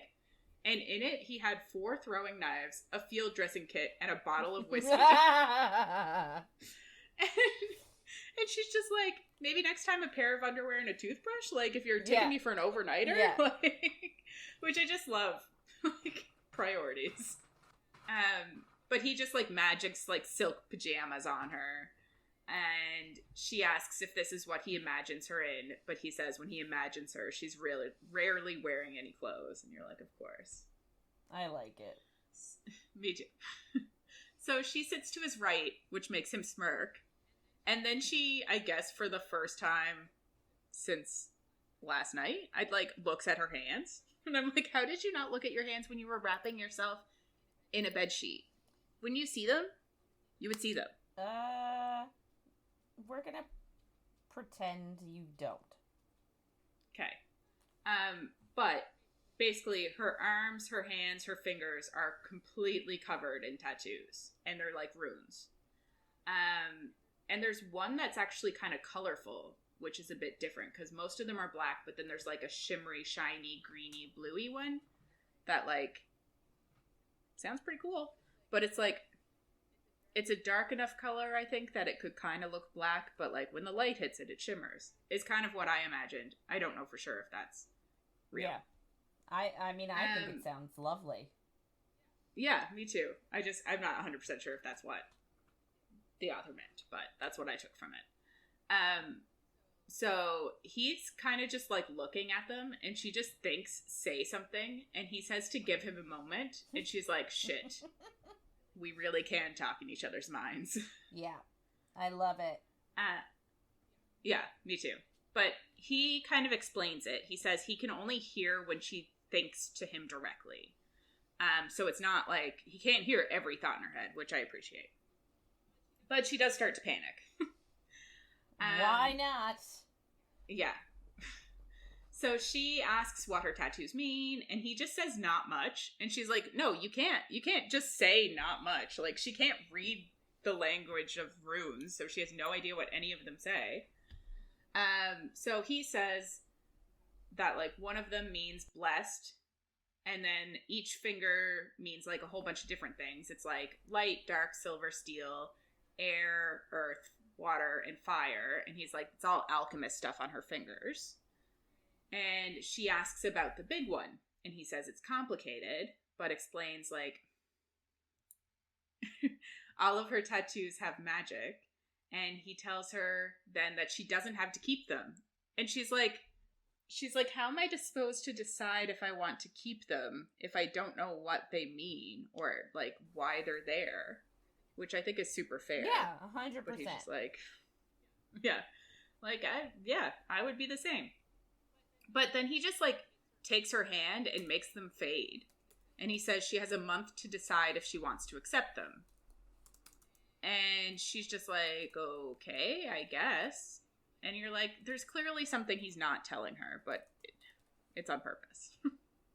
So she asks what all of his tattoos mean, and he shows her a few, and he says, like, this one means vengeance, and this one means justice, and then she asks about a specific, like, bigger one. He says it means sacrifice. And she asks why it's bigger than the rest, and he says she can figure out why.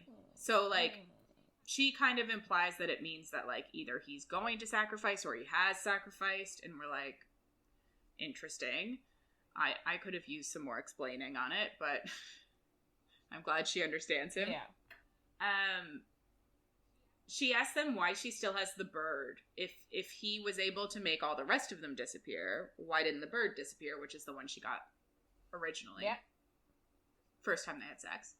And he just looks at her, and the room darkens, and he gets up and says, like, he can't take that one away, and he's sorry. But, like, the mood completely changes, and she's just like, what the fuck happened?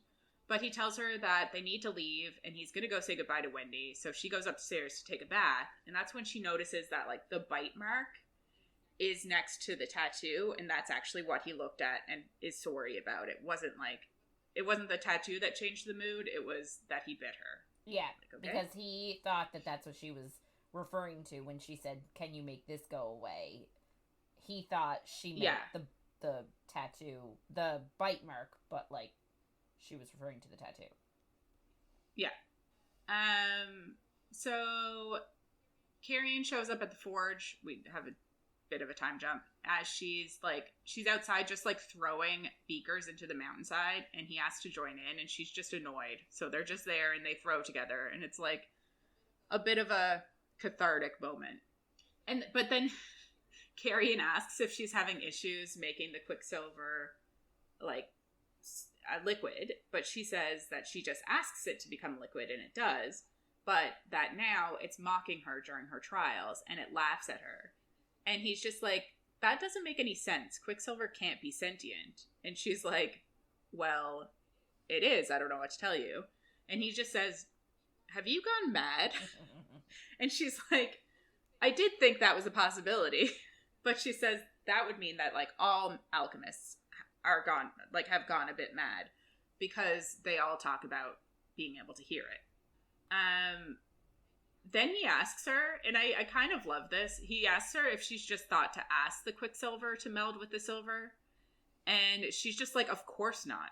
It's not possible to ask a metal to do something and it would just do it. But then she starts thinking about it, and she's like, it would be too simple. And she glares at him, and she thinks she doesn't want him to be the reason she figured it out. Yeah, like, she doesn't want him to be right. Yeah. And she's like, he'll never let her live it down. I'm like, I love it. And she's just, like, so pissed that she didn't think of it herself, which is perfect. Yeah. He asks her to watch, and she's like, she can't do it with the metal that she has in the forge, because she would need to refine the silver again. So she says there's another way, and he can watch if he promises to keep his mouth shut and not get in the way. And she's just like, she knows it's not possible because of who he is, but she lets him come.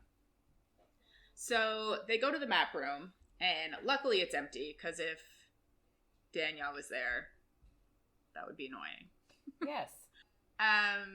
So she goes over to the sword shards, and she can hear them, and so she, like, starts talking to them, because obviously there's Quicksilver in them, and she, like, touches a shard, and words explode in her head, so she, like, pulls her hand away, and Carrion just says it looked painful, and asks if he has permission to tackle her to the ground if the Quicksilver takes hold of her, and she agrees, but she's like, but until then, just, like, back up and leave me alone. Mm-hmm. So she touches it again, and it's quiet, and she asks if it's there, and it says it's everywhere. And she asks if it can come out of the stone, and it asks why. And she says the warrior who owns it is mad at her, and she wants to put the sword back together. But then the Quicksilver says that they aren't owned by anyone, which, like, you can kind of expect that was going to come. You can't tell something it's owned without it getting pissy. I guess. But she says the Fae who carried the sword wants to again, and they say they aren't concerned with Fae wants.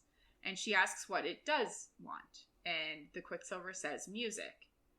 And they, like, have a back and forth for a bit, but basically it says that they'll obey if and allow her to reforge a sword, but she'll have to give them a song. And they say, it's so hard. I go back and forth between calling the Quicksilver it and they. Yeah. Because, like, it's like a thing, but it's not. But anyway. The Quicksilver says that they want a song start to finish for them to keep. And she's just like, yeah, of course. Yeah. And I'm like, you can't just keep promising shit without thinking this through. But that's the thing. She's a bit dumb. Yeah. But then she asks if the Quicksilver will give the blade magic. And it just answers that it's undeserved of Fae to give them magic. And she asks if they've actually assessed each warrior. And the Quicksilver just says they're all the same. And she disagrees, and she gets it to agree to test the warrior once it's forged. And then, after they get their payment of a song, the Quicksilver can check the blood of the warrior that's going to carry it and decide if they are worthy, and then decide if they want to give them magic. They're like, cool. I'm sure that'll work well. Yeah, so essentially, but also, it was, I do appreciate how she, sort of turned it back on them a little bit. You know what I mean? It was, just very, they were like, oh, the Fae aren't worthy. And she's like, oh, have you talked to every single Fae? Yeah, I appreciate it too. And, obviously, Carrion was right. Which is just funny. So, the shards just start to drop to the floor. And Carrion is like, oh, did you give it a talking to? But she says she gave it something it wanted. And then Lorith offers to help. And she's like, Carrion, why didn't you tell me that someone was here? And he's like, I tried to, but you told me to shut up. We're like, fair. But Lorith magically puts all the shards in a pot. And she's excited because, now she actually gets to make a real sword. So, that's kind of what she wanted to be doing. But she was working on glass. So she tells Lorith then that she was actually about to go looking for him. So we jump a little bit to, she's working in the forge. And it's hot, and the Quicksilver is silent and watchful as she works. So she goes to talk to Lorith, and Carrion and him are outside. And Carrion is just pissed, because apparently they made a bet, that the one to hit the tree in the exact same spot the most times wins. And Carrion let Lorith go first, and he hasn't missed, and he's now at number 217. And Carrion lost, so he has to cook supper, but he also lost half of the coins he brought with him, even though he can't use them there. He's annoyed. I think they call them chit. Yeah, which I don't love it. Well, may never have to see them again if they never go back. Carrion calls Lorith Trixie, but she just says that Carrion makes these unfairly weighted bets all the time in their own home, so he deserves it. And then she asks Lorith if he whittles, and he's just like, yeah, I dabble. And Carrion's just like, he's probably great at it. Don't get into a bet with him. And she's like, no, I actually I want your help. And he's like, oh yeah, well, I'm excellent at whittling. It's of course he is. So she continues to fold and shape and hammer the sword hundreds of times. And when she feels like she's done, something inside of her says once more. So she reshapes the sword again. Lorith brings her a whittled wolf head, and it looks like Fisher's tattoo and all the loop and stuff. And she tells him how to cast it so that you can use that as the thing that you're gonna make into the pommel. So he does that himself, and Carrion goes to sleep in a corner, and then Fisher's voice tells her it's time for her to rest, but she thinks she needs to finish. And she's like, how long have you been out there? And he just says he's been by the fire for a few hours because he wasn't sure she'd want him to come in. Why wouldn't she want him? Why are you staying outside? So he eventually comes in, and she puts the pommel and the sword together, and of course it's beautiful. And there are vines around the pommel, and then she actually made vines in the sword. And she inscribed it to say, by righteous hands, deliverance of the unrighteous dead. And it's finally done. So nice. Lorith asks to hold it, and he accidentally cuts himself on it. And the Quicksilver just says, give us our song. So they, go outside, and the aurora is outside, which is like the Borealis, exactly like the northern lights. Yeah. So it's green and pink lights, and Fisher says like it's a blessing and hasn't been seen in over 1,000 years, but it's been like this all night. So it's like something's happening. So Lorth sings a song, and it's mostly about Fisher, but also the wolves and how they killed the drake, which I'm assuming is the dragon from the beginning of the book, like that skull that's in the king's castle. Right. I'm assuming it's the same one, because they said that he killed the drake that was the last of his name. I'm just making the assumption. So it's like, it's a song in a fantasy book. I didn't really get into the nitty gritty of it, but like, Fisher's the hero. He did it. And like, to be fair, it is a long song.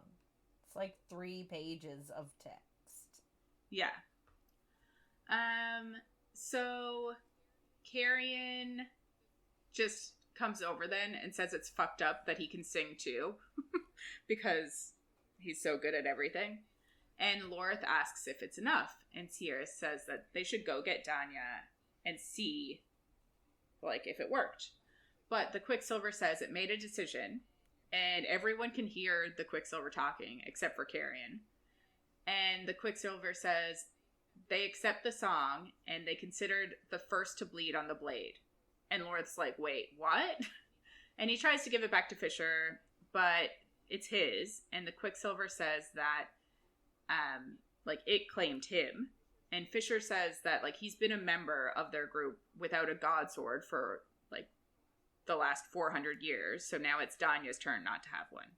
It's like, fair enough. Yeah, like she's gonna be pissed. Yeah.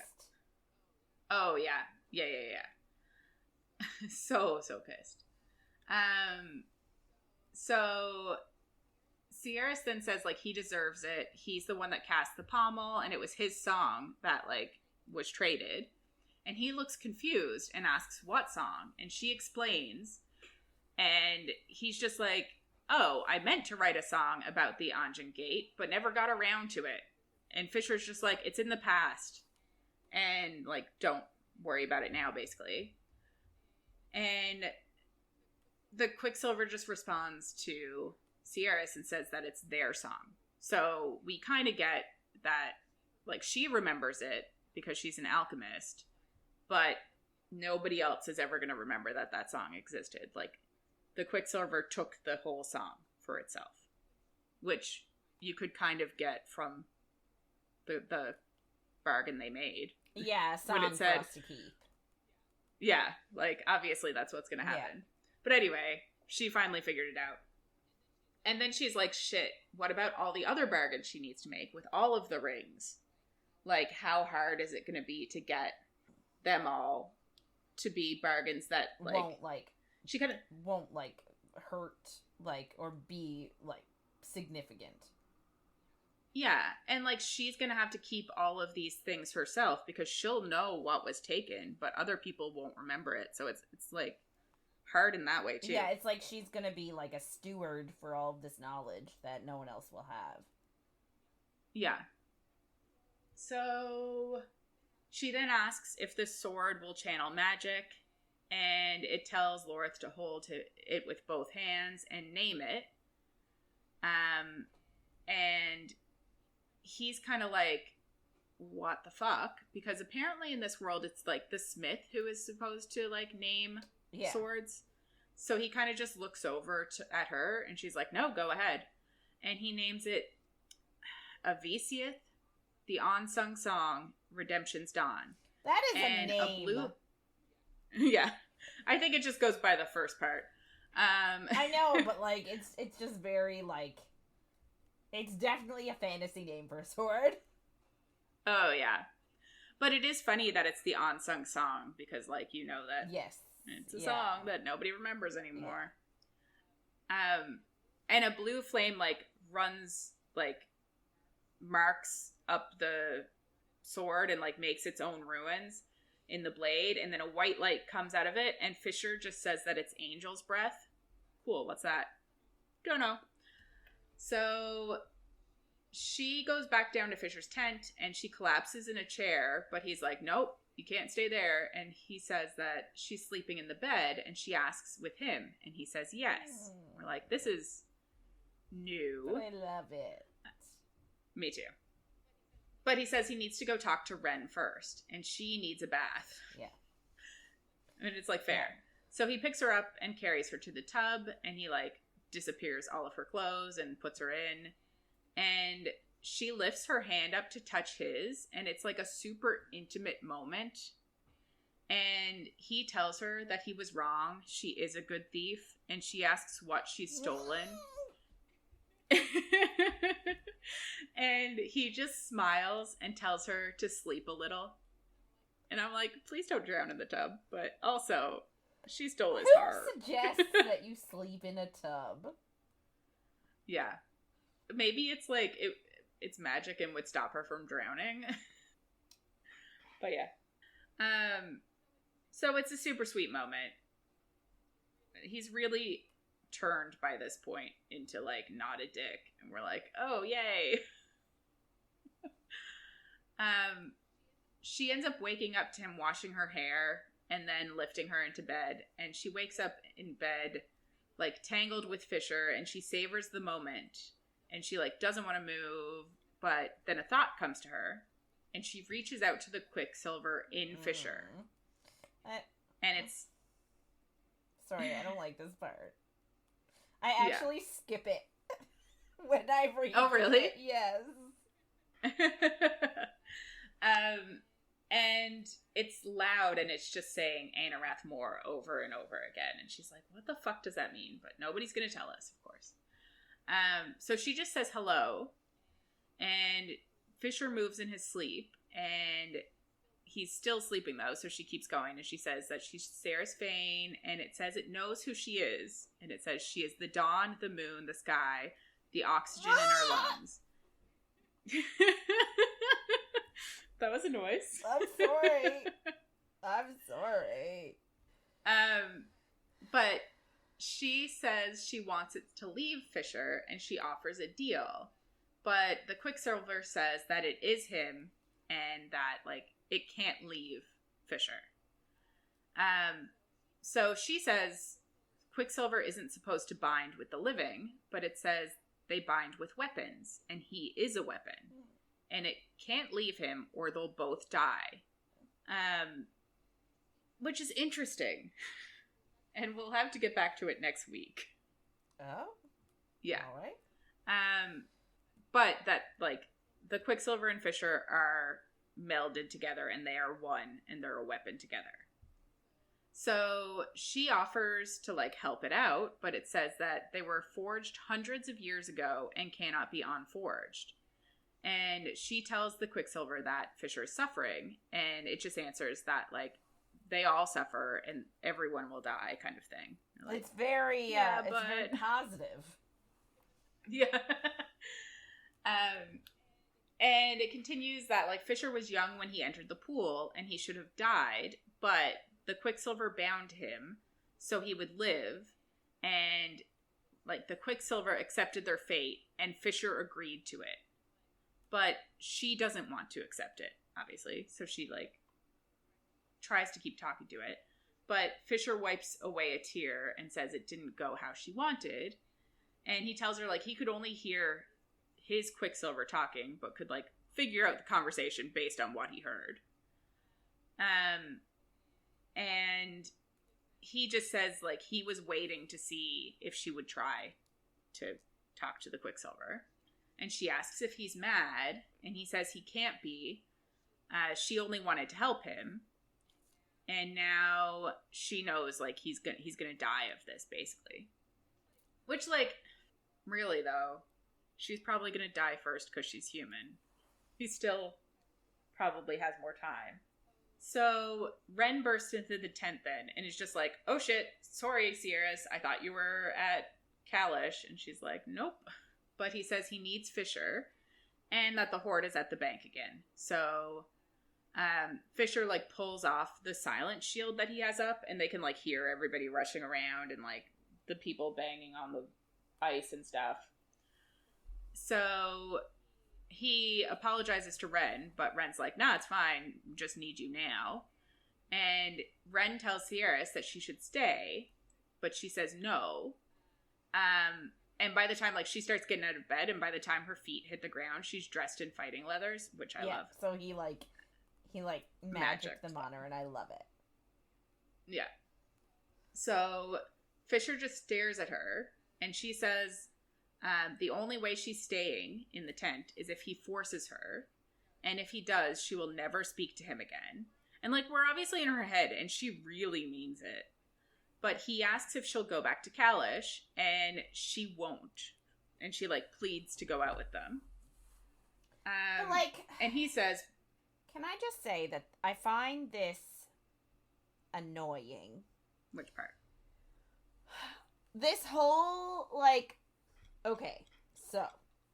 Say if I was in this situation, right? Yeah.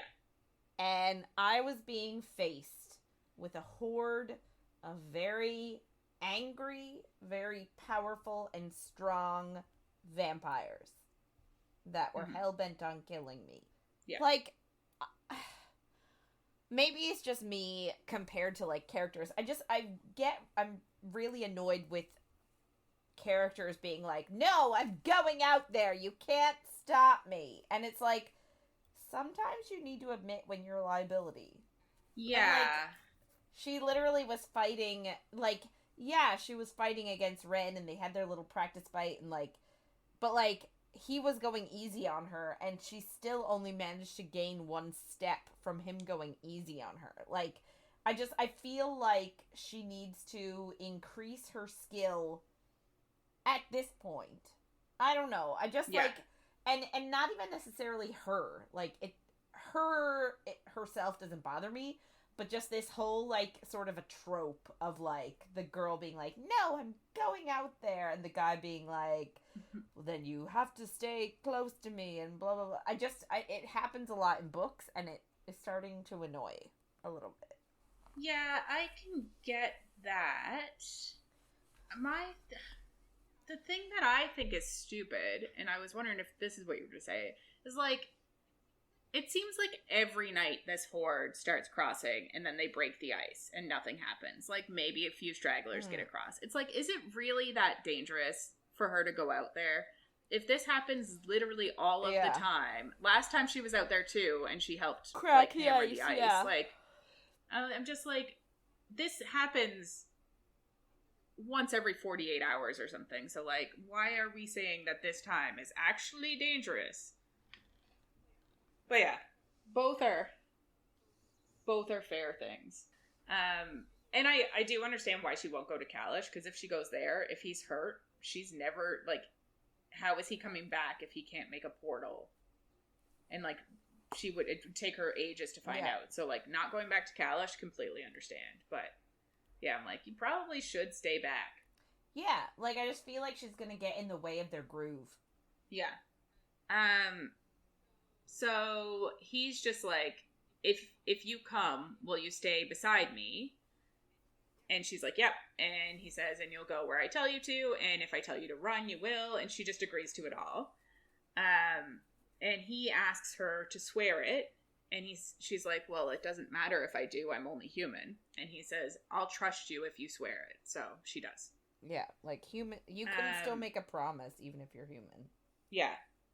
So he takes out Solus then, which is the sword from the beginning that she pulled out of the Quicksilver. And it's actually the package that was on her horse when they left the castle, and he told her not to touch it.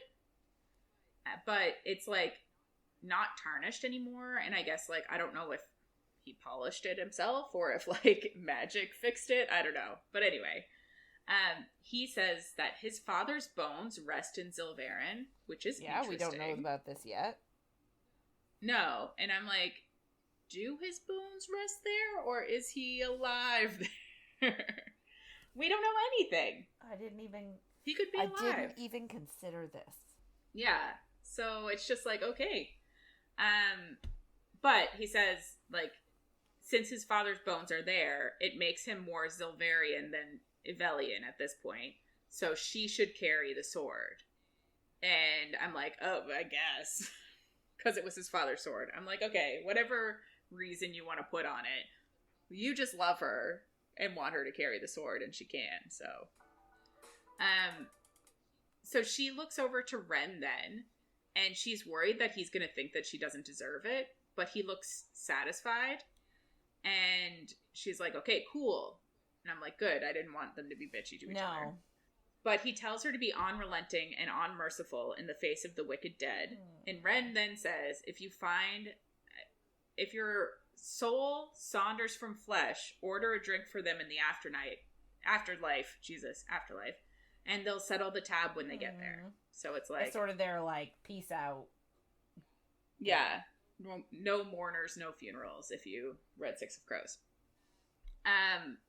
So...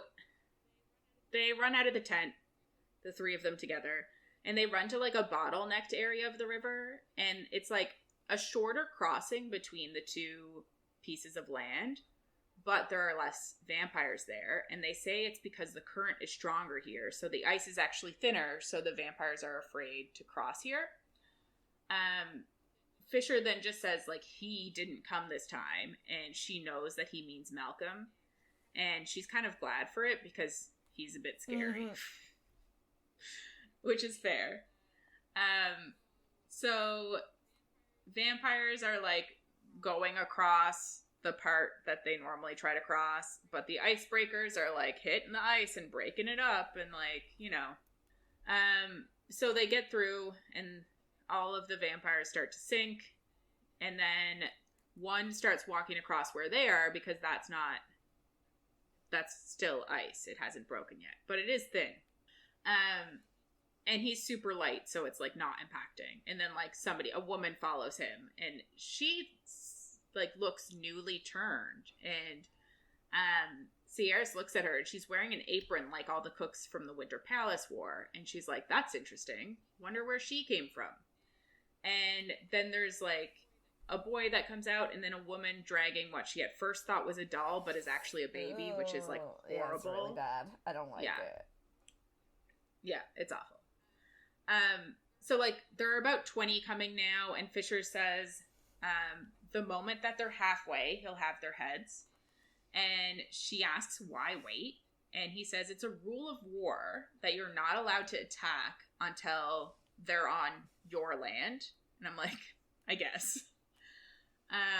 But also because their magic actually doesn't work on that side. Because I guess the way that the magic works in this world, it needs life. And that side is just the vampires and feeders, so it's only death. So, like, they can't use their magic there, which is interesting. Ren ends up throwing a ball of blue light into the sky, and Fisher throws, like, a dark wind through the rib cage of one of the vampires, and, like, I guess his skin falls off and shit, but, like, it doesn't matter. He still keeps coming. And then Ren's light falls into the ice, and it starts to fracture, and the Evelians cheer. And this is kind of where they get that, like, or Sierra starts thinking about how, like, this is never ending. Like, it freezes, and they have to fight, and, like, then it freezes again, and then they have to, like, break it again. It's like, they're always going to need soldiers here, because it's always going to keep freezing. So she's kind of realizing that in this moment. But it also just seems so tedious. I can't imagine, like, this is your job. Just break the ice. But then someone starts yelling about the shore. And they look around. And Ren says, it can't be. And a vampire is just, like, crawling out of the river. Oh, so you mean they don't drown? Yeah, right? And I'm like, what the fuck is going on? But okay. So this part does kind of confuse me, but we'll get into it.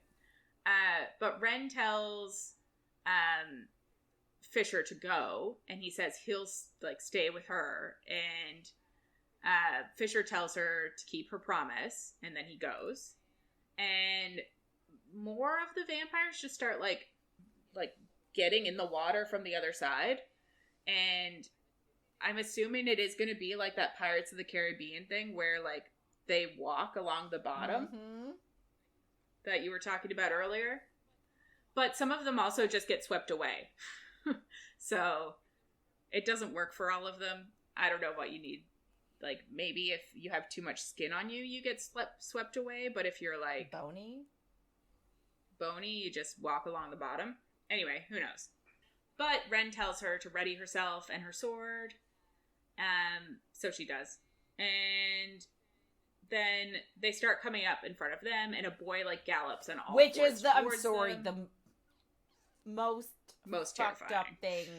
I hate it. It's the worst. Yeah. It would be something to see in a movie or show, and it would be gross.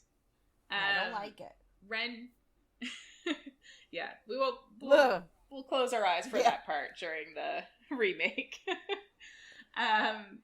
Ren chops his head off, and then the old man that, like, they blew the ribs out of comes out of the water, and Ren cuts off his head too, and then there are more bodies, and it's just like, it kind of made me wonder if all of the ones that Fisher, like, put underneath last time they broke the ice, if the ice froze over them, and now they're all crawling out. Because it seems like she's kind of like, there's more here than what started coming across and fell in. Like, why are there so many of them? And I'm like, interesting. But we don't really get an answer, so it doesn't really matter. But there's just a lot of them. Ren uses his, like, magic, but they still keep coming, and he yells at her to go find Lorith and to go to the forge, but she isn't going to. She's like, I didn't make a promise to you, I made a promise to Fisher, and I'm staying with you because it's the safest thing. So she draws Solace, and a ripple goes up her arm, and she, like, goes side by side with him. And he tells her not to die on his watch, because Fisher will never forgive him if his sole reason for living is torn to pieces on her first battlefield. And we're like, what? Excuse me, what? I love it so much. What does that I mean? love it the most. It's my favorite thing. That's fair. And she's just like, wait, what? But she doesn't actually have... like you would be. Oh, but she obviously doesn't have time to deal with that. And she has to, like, immediately start fighting because there are so many of these vampires. So she swings at one and, like, takes off most of its head, but there's just, like, a lower jaw and a spinal cord, and it's still coming towards her, and you're like, ugh. But he tells her she needs to take the whole head off. And she's like, okay, cool. But it's kind of an interesting, like, scene, and I'm like, what the fuck is going on? Because she, like, stills her mind and centers herself, and she cuts everything off and, like, gets into the flow of fighting, which, like, we haven't seen her do before. And at one point, like, he starts, like, wounding them as they come out of the water, and then she takes off their heads. And she can see that, like, Fisher's shadows are still happening, so she knows he's still alive, so she's like, cool. But then there's a vampire that gets past Ren, and, like, time slows, and she feels at peace, and the vampire is coming towards her. She can tell its plan to tackle her, so she knows, like, how to counter it, and she drops to one knee and, like, swings her blade around so that, like, she takes its head off. And Ren is just like, what was that? Because I guess he wasn't expecting it. I don't know. But I don't know if it's, like, magic from the sword, or if it's magic inside of her, or, like, is the sword giving her extra powers somehow? Because it is a god I feel like sword. It must be, but I also, like, I don't think she has enough experience with a full sword. I didn't think she did a lot of training with sword. I thought she did most of her training with her daggers. Yeah. I don't know. I don't really understand, but that's fine. So that basically happens, and then there's black smoke comes and picks her up, and then she's in Fisher's arms, which I love. And Ren tells him that she's kicking ass, and that she's wielding Solace almost as well as his father did. And Fisher's just like, is that so? But Ren says, catch up later. Yeah, it's like, hello, like, they're still coming. Yeah. I'm like, why did you pick her up? But anyway, he starts fighting too, and she just, like, watches him, and she's like, fuck, he's beautiful, and, like, his fighting style, and yum. And then white light goes up in, like, the other section and, like, attacks multiple vampires at once, and they just, like, burst into flame, and they're all like, oh, it's Lorith and his new angel breath. Whatever that is. Kills it. Kills them Good instantly. Job. Yeah. So Fisher howls then, like a wolf, I guess, and all the others follow, and, like, all the vampires are dying, and then Fisher yells out, Lorith of the Broken Spires, and then everyone just starts cheering his name. Like, yay, they won! Then they hear a female on the other side yell out Kingfisher. And it's Everlane. And I was like, what the fuck is going on? Fisher immediately just opens a portal, but Ren is like, don't be stupid. Like, it's not going to open on the other side because you can't use magic on that side. So, like, he would get into this portal and it could throw him out anywhere. So then Fisher says he'll swim across, but Ren's like, that's what they want, because once you get across, you won't actually have any magic. And she'll actually be dead before he can do anything. And Ren is just like, why isn't she already dead? And, like, there are vampires surrounding her, like, hundreds of them, and there's, like, one, like, licking her, and they can tell that they want to bite her, but they've been told not to. So she tells them she's only a little hurt, and to stay back. And Ren tells her to run and swim, and they'll get her, like, at the halfway mark and bring her over. But she just says she can't. And then Fisher says her neck. And I guess Saeris looks, and there's a slim band of gold around it, and then a chain. And the chain moves to the left, basically like a leash. And someone comes forward and says, well met, to Fisher. And how happy he must be to have a sword work, like a god sword work.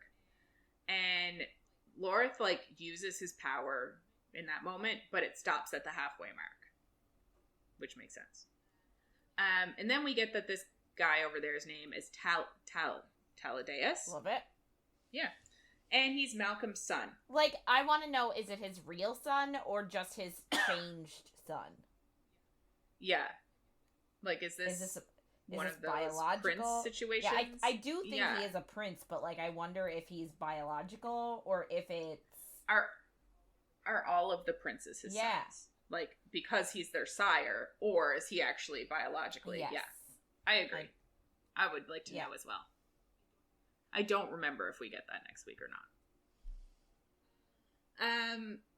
And then Taladeus asks Fisher to join him for a bottle of red wine with his sister. And you're like, he's not going to do that.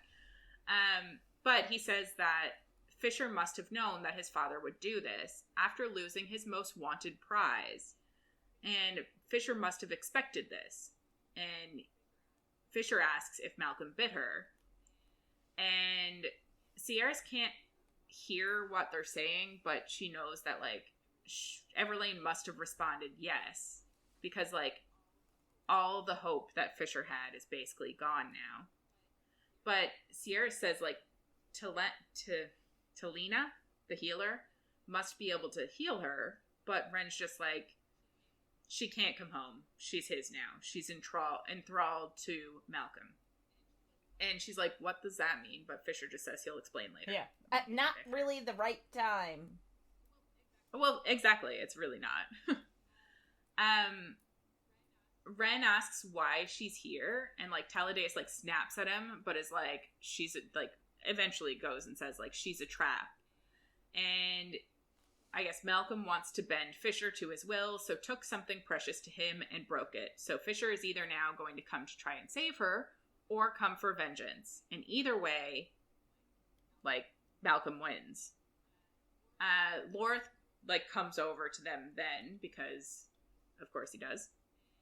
And Fisher asks where he is, and Taladeus says that he's waiting at the place where they brokered their last deal, and he's hoping for a repeat, which is interesting. And he also tells them that he bit Layne 12 hours ago, and then left to meet Fisher there. And if he doesn't show, he'll make sure she's changed and spend eternity on her back, basically, and says, like, and she'll have to fuck all these people, and it'll be awful, and it's like, ugh. Yeah, it's great. They're not gonna treat her very well. Yeah, no. So, Lorith asks what he wants, and Fisher says he wants me, but Taladeus says there are interesting players on the board, and he wants more now. And Fisher just says he can't have her. So obviously, but we're talking Saeris here. We're talking the alchemist. And Taladeus says, like, he wants her and will burn down all of Evalia to get her. And we're like, Lee. Oh, of course, she's not special until she is. Yeah. So we jump a little bit, and they're in the map room, and Lorith is, like, raging, saying they shouldn't have let, like, them walk away, Taladeus walk away with Everlane, and you're like, there's nothing you can do. And it kind of seems like Ren has given up, like, he had a few plans earlier, but now he's just sitting there. And Fisher is just, like, staring catatonic and looking at Saeris, and she's, like, trying to mentally talk to him or get him to snap out of it, but he's just, like, not saying or doing anything. Like, okay. Lorith says there has to be something in the Kalish libraries because Fisher's father studied the blood curse for decades. And Ren just says, like, Fisher can't hear him right now and to give him some time. So, like, this is a thing that he does, I guess. So she asks then why Malcolm's bite is worse. And, like, I guess about all of this enthralling stuff because she doesn't understand. We're like, good, this is information we need. Yes, it is. Please, give it to us. So Ren tells her that Malcolm was the first infected vampire to exist, I guess. And when the cure came, he decided to stay a vampire. So he's, like, the oldest. Which we did know. But he's... Like, we did know that already. Yeah. But he's also the only vampire that's left. And they say he inhaled the other vampires' like, powers, which is interesting. And he's millennium old now and, like, beyond powerful. So his princes, I guess, can bite without killing, but if they bite too often, then they'll enthrall the person they bit. And Malcolm only needs to bite a person once to enthrall them. And enthralling basically creates a bond to the vampire, and they will feed and fuck their master until they're drained, and then they'll become feeders. So it's almost like he can choose what he does with his bite. You know what I mean? Like, he could enthrall someone, or he could turn them into a we kind of get to... Yeah, but it's just the extra step. Okay. Turns them into the prince, yeah. So they basically say even if they got to her, she wouldn't come back with them because she would want to please her master because she's currently enthralled. And in less than 56 hours, she's going to die because his venom is poison. So she only has 68 hours. Okay. So 3 Interesting days, time frame. Yeah. And so she'll either die or become a feeder then. I guess she wouldn't. Maybe she'd become maybe she wouldn't want it. I don't know. Anyway. Or she'll drink Malcolm's blood and become something like his princess. So, like, I guess that's the extra step to become a prince. But I guess if they don't get to her in the next 56 hours, then she'll become a feeder. Unless Malcolm feeds her his blood. Yeah. And I think they're kind of like, she might just kill herself so that she doesn't have to do either. Which, fair. So Fisher comes back to himself then and, like, is about to, like, talk, but Danya storms in after Lorith, of course. And he just, like, stands there with his arm crossed and lets her punch him in the face. And I'm like, why is she always punching everybody? Especially him. She's really rude. I'm not going to be happy if they end up together. Oh, do you actually think that that's a possibility? Well, I don't think so. There's 2 more books. That's true. I'm kind of wondering if Layne is going to end up with Ren or Lorith. But, like, I don't want Danya to end up with either of them. But anyway, not the point. So she punches him in the face and she demands the sword back, and Fisher's just like, it isn't your sword anymore. And she says she earned it, but he says that her father passed it down to her. And, like, I kind of understand where she's coming from. Like, I don't think you should be punching someone every time you get a bit upset, but, like, I understand that she's like, that was my father's sword, he gave it to me. Like, I do get that bit. But I do think she's being a complete bitch. Yes. But, like, I mean, I guess, I don't know, you sort of feel like, I don't know, this is sort of why I have such an issue with the whole, like, she's the only woman and she's a straight up bitch. Because, like, this sword is her legacy.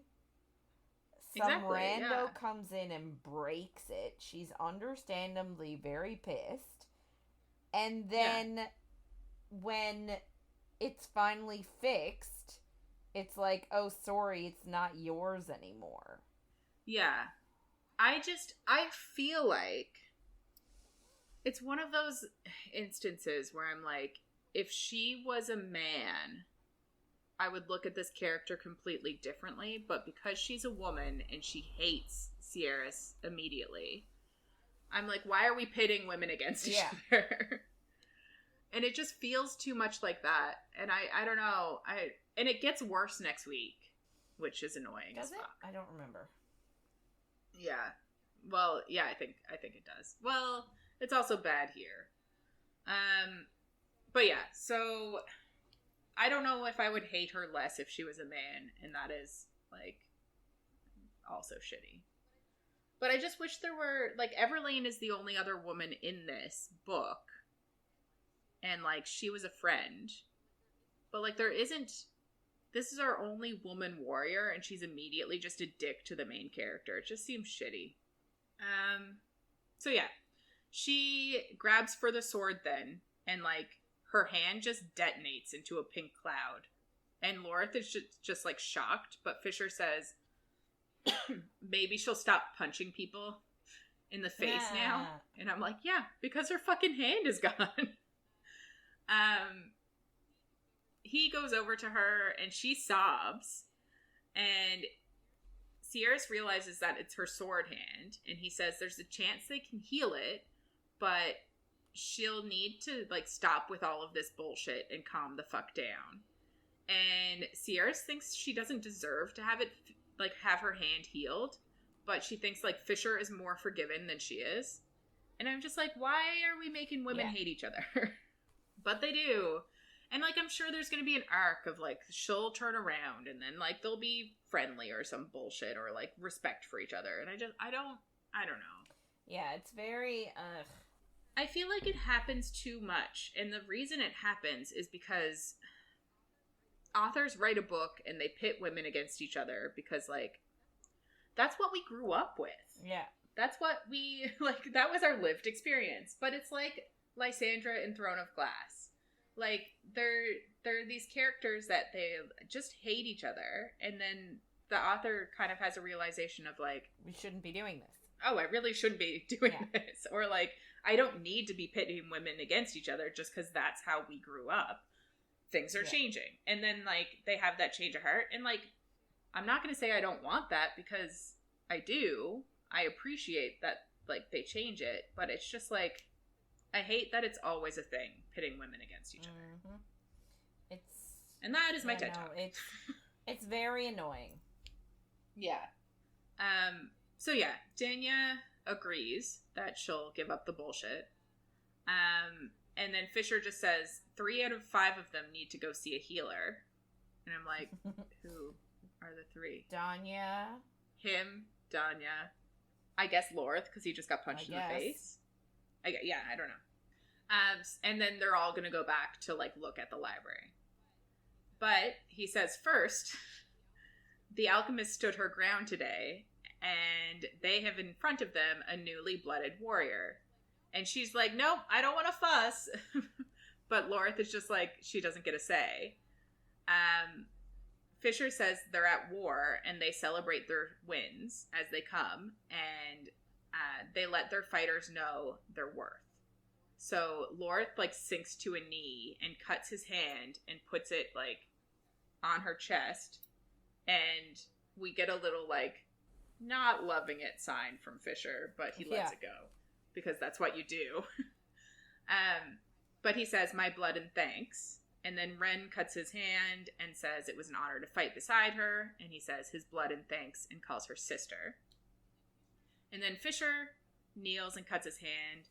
And he, like, puts his hand to her chest, but he also, like, taps out the pace of her heartbeat at the same time because that's, like, their thing.